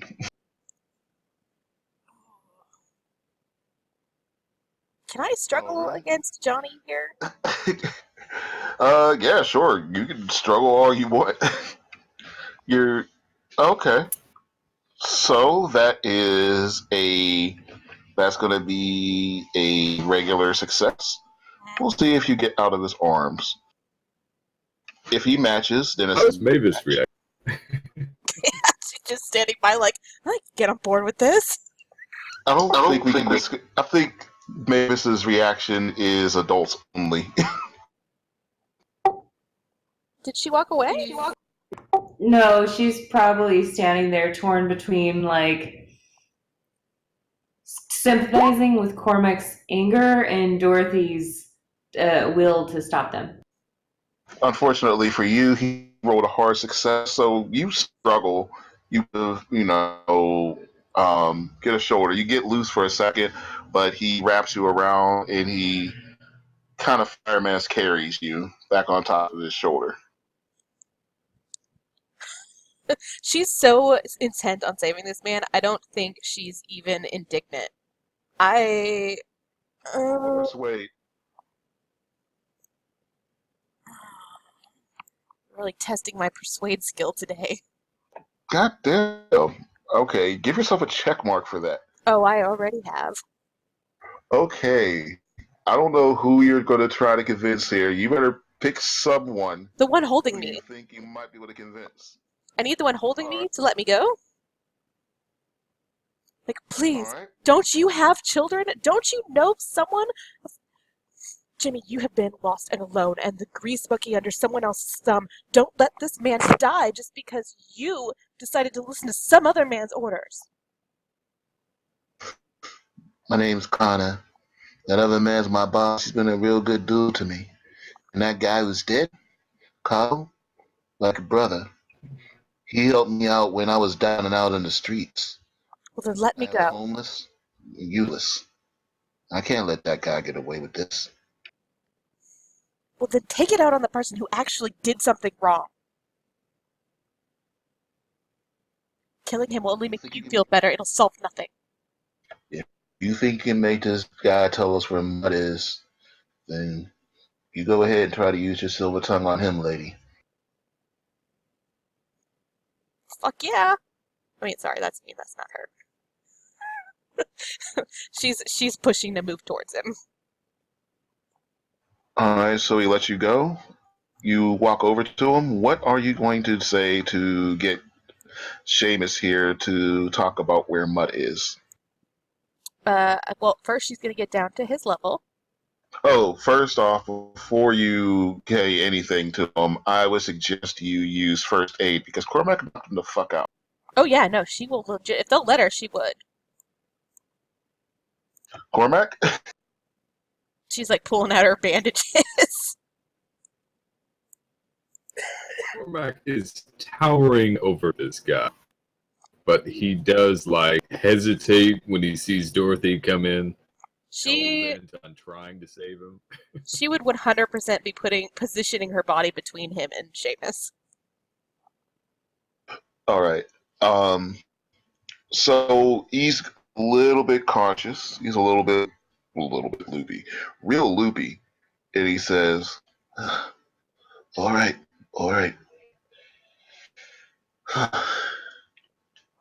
You know that nutter you guys brought back in a while, Tomazuski? I've met him. Maybe. Alright. So, that guy's in some crazy shite. Apparently, he is something of a Satanist, a devil worshipper, if you will. So after he got tossed in here, your boy Mutt came sniffing around. Figured he'd ask him exactly how and where to find you, where you've been hanging out. That Tomaszewski, he let him know. Apparently, your boy Mutt and Tomaszewski belong to that same Satanist church. Seamus? Aye. She pulls her head onto his head onto her lap and like pets his head a little bit. She's big, all motherly. Like, Seamus, dear, I am trying very hard to keep you alive. Please, is this the truth? And she looks at him all imploringly with her grandma eyeballs. All right, he says. Miss, don't go fooling yourself. These laws here are going to kill me one way or another. The only matter here is whether they do it quick and clean or long, dirty, and painful. If I lie to them, it'll definitely be the long, dirty, and painful way. You deserve better. And she casts a rather withering look at the one who didn't let her go. Tommy wasn't carrying you. Only Connor was carrying you. She'd give a dirty look to... Well, yeah, but like he wasn't saying let her go either. All right. More disrespect for your two guys, Tom. Roll what? More disrespect for a little helper, man. Sorry. Uh-huh. She's like, ugh. Let me ask you, Seamus. If you walked out of here alive, what would you do with your life? You're asking me the impossible. Fine, I'll tell you what I'd do. I'd go out there, get shot in the face, go and find the nastiest whore, fuck her in her ass, right until the crows start calling. And then, truth be told, I'd go find some muscle or some guy hiring out muscle, then to my services, get drunk and do it all again the same the next week. Mavis walks over to him and slaps him for his vulgarity. Mavis! Go ahead, bro. God damn it, Mavis! Oh, wait, I'm sorry, Dorothy. Before she rolls her brawl, I need you to roll me, what is it, 1d4 plus For my damage? What? No, What are you no, doing? no, no. This is for the first day. I can't remember what it was. I think it's 1d4 plus 2. Oh, I don't know. Oh, Okay. yes. For right now, it's 1d4 plus 2, since this is not 6. battle roll. All right. She's So on her yes, you have game. now. All right. Now, Mavis, please roll me your brawl with your attack. So roll me your unarmed strike. Excellent. I said not your unarmed strike. Roll me your unarmed. That's at the bottom of your sheet. Okay, you still failed. Mavis, how do you fail to slap a man who's tied up? I'll say that you slap him. Because I'm No, no, no, stopping no. her.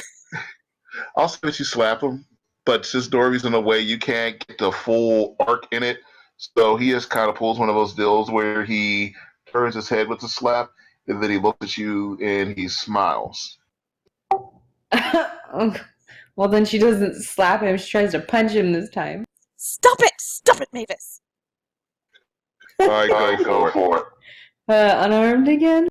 Can I Yes. get between this? Can I like use my dodge to get between it?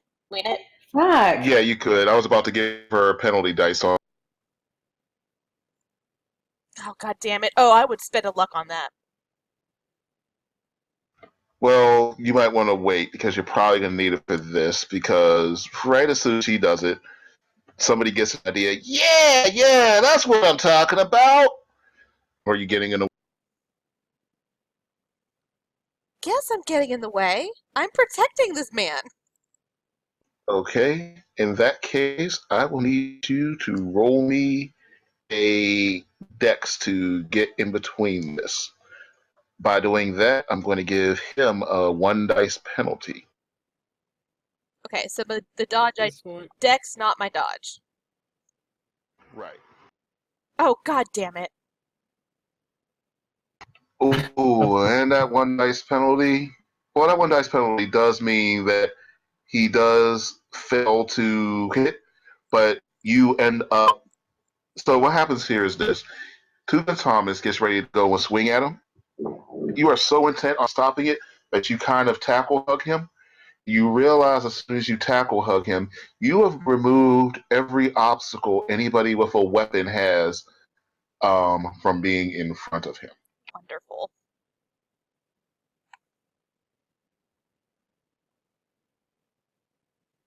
Well, Cormac, what you doing? At that point, though, Cormac does raise his hand. Oh. Enough. Dorothy puts his stiletto away. He actually, the entire time, he had a stiletto to the guy's neck, ready to stab it through. He was never going to shoot anybody, and there probably wasn't anything you could have done about it, Dorothy. She But still now would have puts his tried. stiletto away. She Yeah, still would have he puts his 100% stiletto tried. away.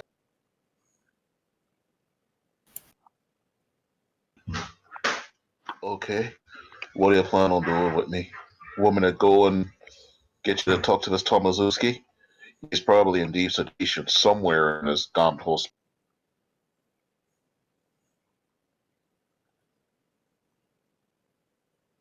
Find him. So he's gonna go off. He's going down the tunnels, and eventually he leads you here to where Tomazuski is. Well, to a hallway, and it says, it says helplessly insane on it. You hear a whole bunch of people screaming. Everybody give me a listen. I am 100% attached to Seamus's side now. Everybody give me a listen roll. See, look what you missed out on, Jonathan. Actually, if you had come, you probably would have been keeping Dorothy out of the way. Missed out on all the murder stuff. All right. So you guys hear a bunch of gibberish. Gibberish including like, he's coming back! He's coming back! You motherfuckers, you all gonna burn! Right when he comes back, it's gonna be guys like me ruling. Fuck you, doctors. Fuck you, police. Fuck your politicians. Fuck your whole entire world. The real world of knowledge is coming back, and y'all don't know shit. How rude. Can she try to slap him? You aren't anywhere near him. You hear his screaming coming from the end of a hallway. Boo. My master, Ramshuk, I can't say it, but he's my master, and he's gonna go and teach all y'all everything you need to know. Mr. Tomazuski, please calm down. She spits in the doctor's face. Calm down on these. And he starts laughing. I'm sorry. Seamus looks at you and says, I don't have the keys here. So, this is as far as I can take you. At which point, Jimmy walks beside him and pulls out the key and opens the door. You ready, boss? Mr. Cormac, Yeah. let me take this man back to the library. I will personally be responsible. Cormac, Jimmy. Have the boys bring this Seamus in. Not a problem, boss. We'll take him back to the matchstick. Alive, Mrs. McGee. I want your word. Cormac, I give you my word, boss. Cormac, This man will see the end of tonight. He'll see tomorrow morning. Cormac, as an Irishman and as a man that I look upon as stronger than my sons, swear to me that you will not cause this man's end.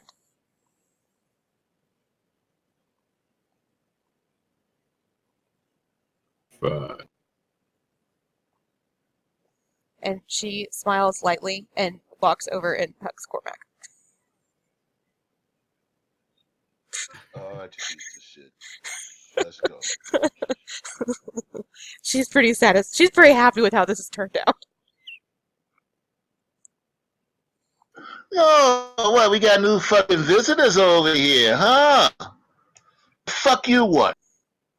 Oh, I hate this guy.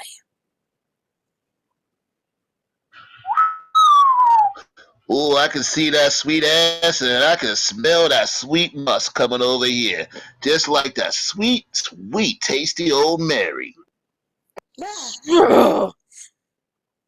Cormac, I found someone you could murder.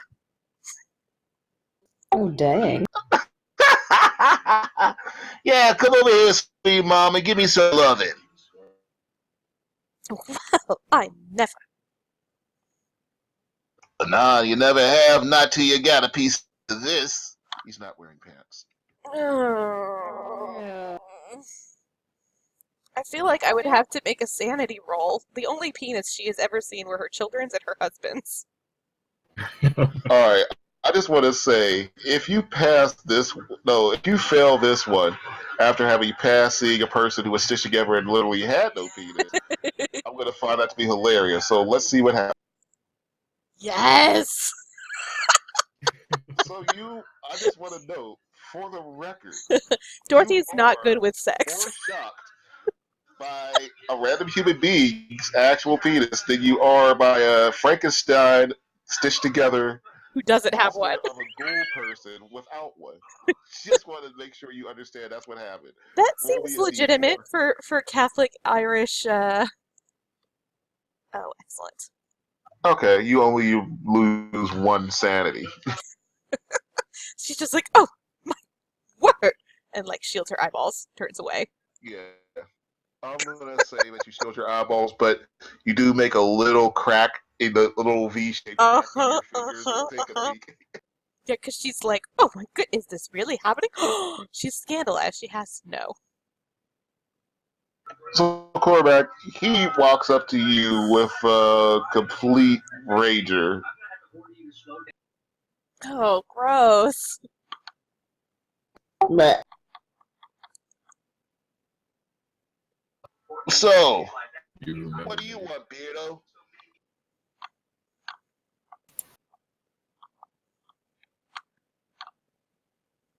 Cormac still has the brass knuckles on.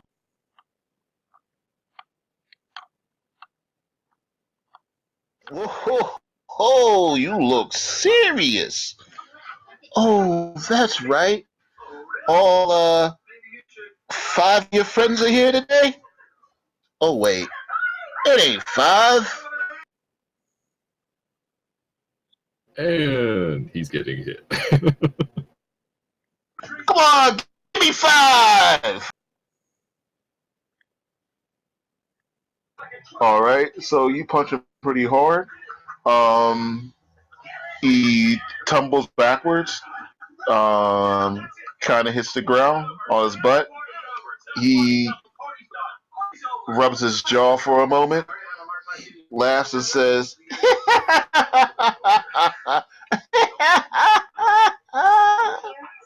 Oh man, you are mad.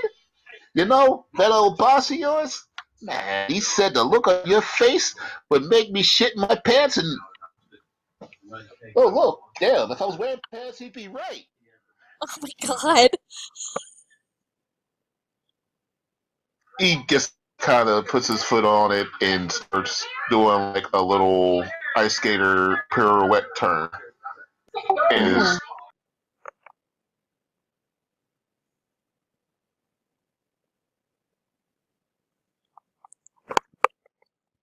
So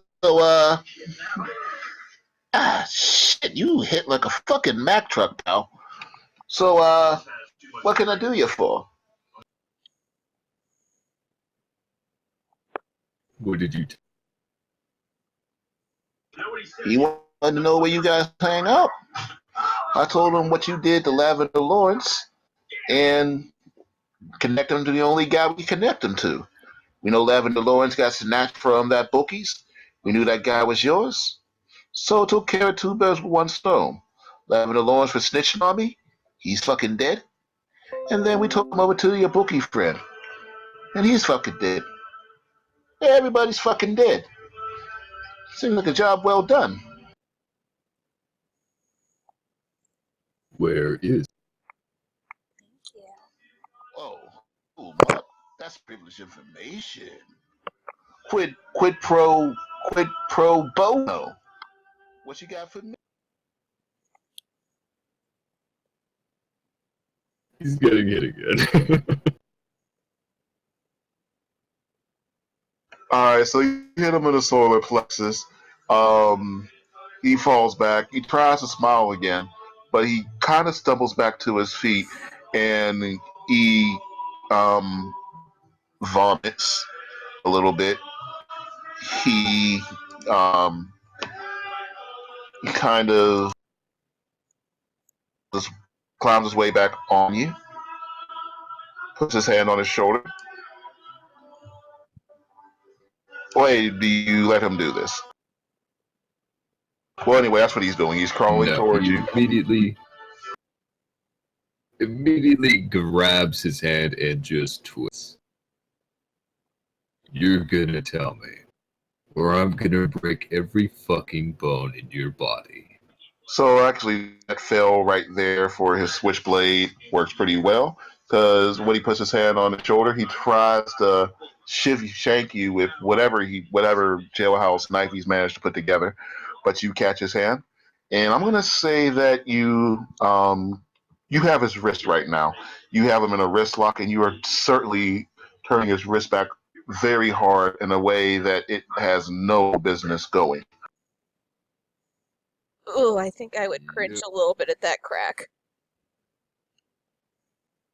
And he's hitting him for a 3rd time.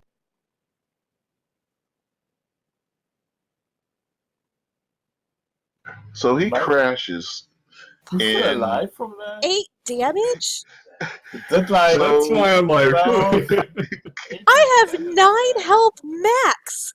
And you just did 8 damage! I'm gonna say 13 hit points. So yes, the answer to your question is that's 6. That's 10, 18. and that is a hard success. On top of that, yeah, this guy crashes back, and he busts his head at the back of his cell wall.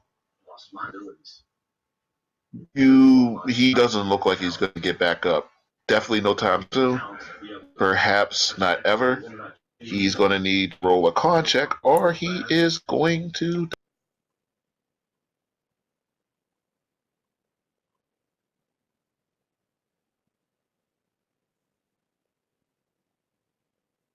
Nope. That fits the So, because Cormac never stopped hitting him. so Cormac, you punch the guy, and he goes down, and then you keep punching the guy. That third time when you hit him, he said, "Heh, guess I'm gonna go see your friend sooner than I thought." At which point, I'm gonna say that you start pounding him and pounding him until there really isn't much left of what could be described as a face or a head But anymore. by the time he got to like third or fourth punch, I think I would leave the room. So Dorothy you are leaves. walking out the room, and all you hear is, all you hear is,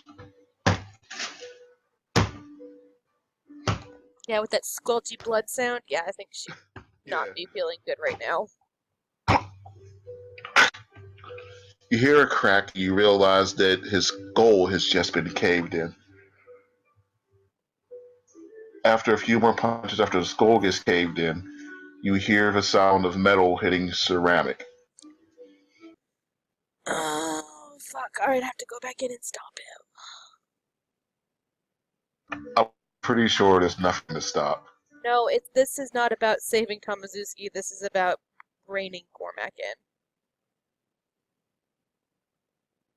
All right, Cormac, stage is yours. You are pounding the fuck out of this dude.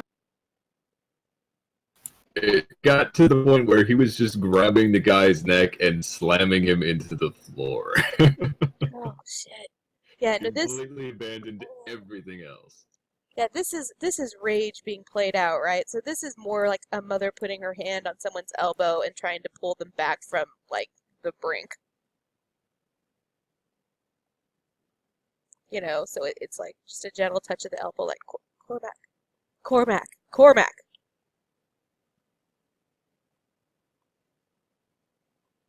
He does stop. Please. He stopped.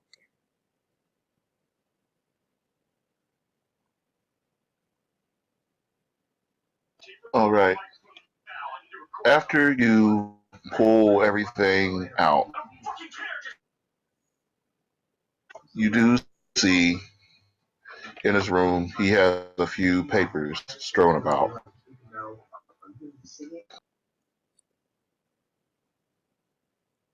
One of them speaks. One of them is a newspaper clipping about a trip 14 years ago in India, where I showed you guys the newspaper clip where his father disappeared. Right? You already. I'm not sure about that one. Yeah, you did. Well, he discovered it on his own.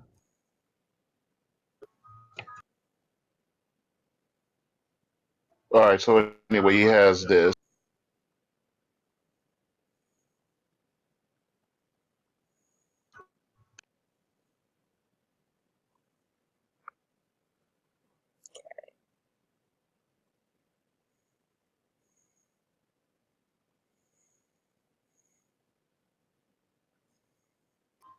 All right, and in case I didn't put it down, I can put it down on a handout so you guys do have it.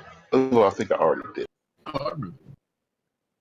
Can we wrap up because it's like really late for me? Yep. Cool. All right. Blah blah blah blah. I'll put down. You So see, Cormac is dead silent, but he does rip these papers off of the body, and he just gives them to Dorothy. all right. She There is one would word. accept them. Yeah. There's a word written in feces and blood, and it is spelled Ramasekva.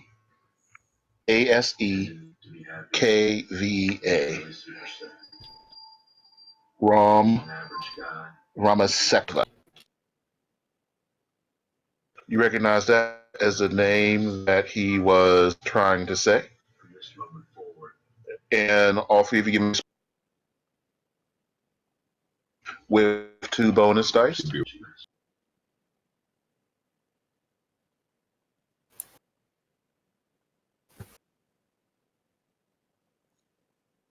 Say that again. Something bonus dice. Oh, yeah. Give me a spot hidden, all 3 of you, with 2 bonus dice.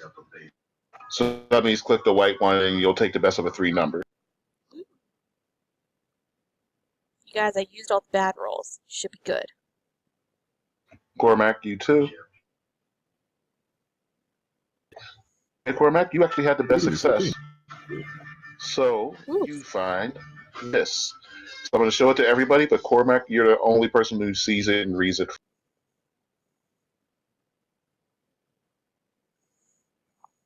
And it's the entirety of Bernard's part of Bernard's journal. You read it, and in the middle of it, you do see the name Ramasekfa, and that is where we will leave tonight, giving you guys a chance to read. All right.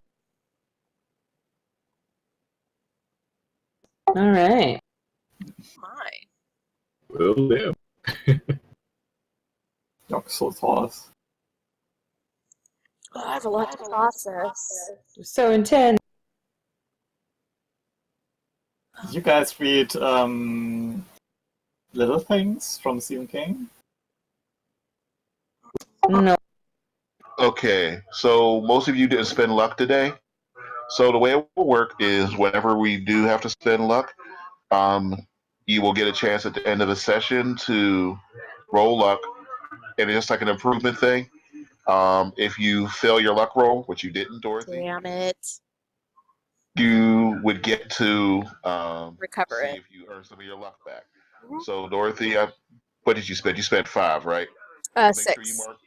Oh, you spent 6. All right, so make sure you mark on your sheet, and lower your current luck by that 6. And for right now, you did not recover any luck. I don't believe anybody else spent any luck today, right? Nope. Okay.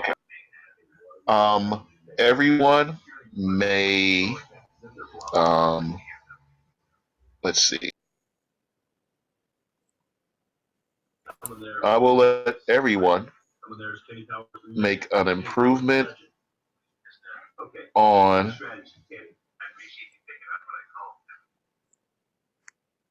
everyone can make an improvement on psychology because you all know Cormac and stuff a little bit better today. Damn it. Oh, so that excludes me, I'm assuming. I know myself. No. You know yourself better.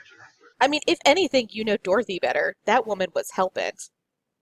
All right, Mavis, you get to make an improvement roll on psychology. Cormac, you get to make an improvement roll on psychology. Damn And it. so do you, Jonathan. Damn Everybody gets to make an it. improvement roll except for Dorothy. All right, guys, 1d10s, make your adjustments, and I will see you next week. It was an emotional day. Sounds good. Thank you for running. Ooh, Let's 1 stay. point. Hey, that could make the difference. Cormac is in such a state, he would just immediately give that to Dorothy. The journal. Oh, damn, Mavis. Let's you go. All right. So today you do have some idea of Mutt being a part of a Satanist church. Unfortunately, I don't think you'll be able to question Tom Pazuski. But Dorothy did manage to keep Seamus alive. How in the hell did that happen? At least for a bit. Jonathan has a question ahead of him because he's still talking, to his boy. You gotta see this. That's all. He's still talking to his boy, and now he has a clue to where his father is for the first time in forever. So does Jonathan stop and try to figure out what the hell's going on here in Boston? Or does he go and follow his quest that's been his quest since he's gotten to this damn country? Next week should be interesting. Yep. All right, guys. Thanks for coming out. Thanks God for the bless. session. Good night.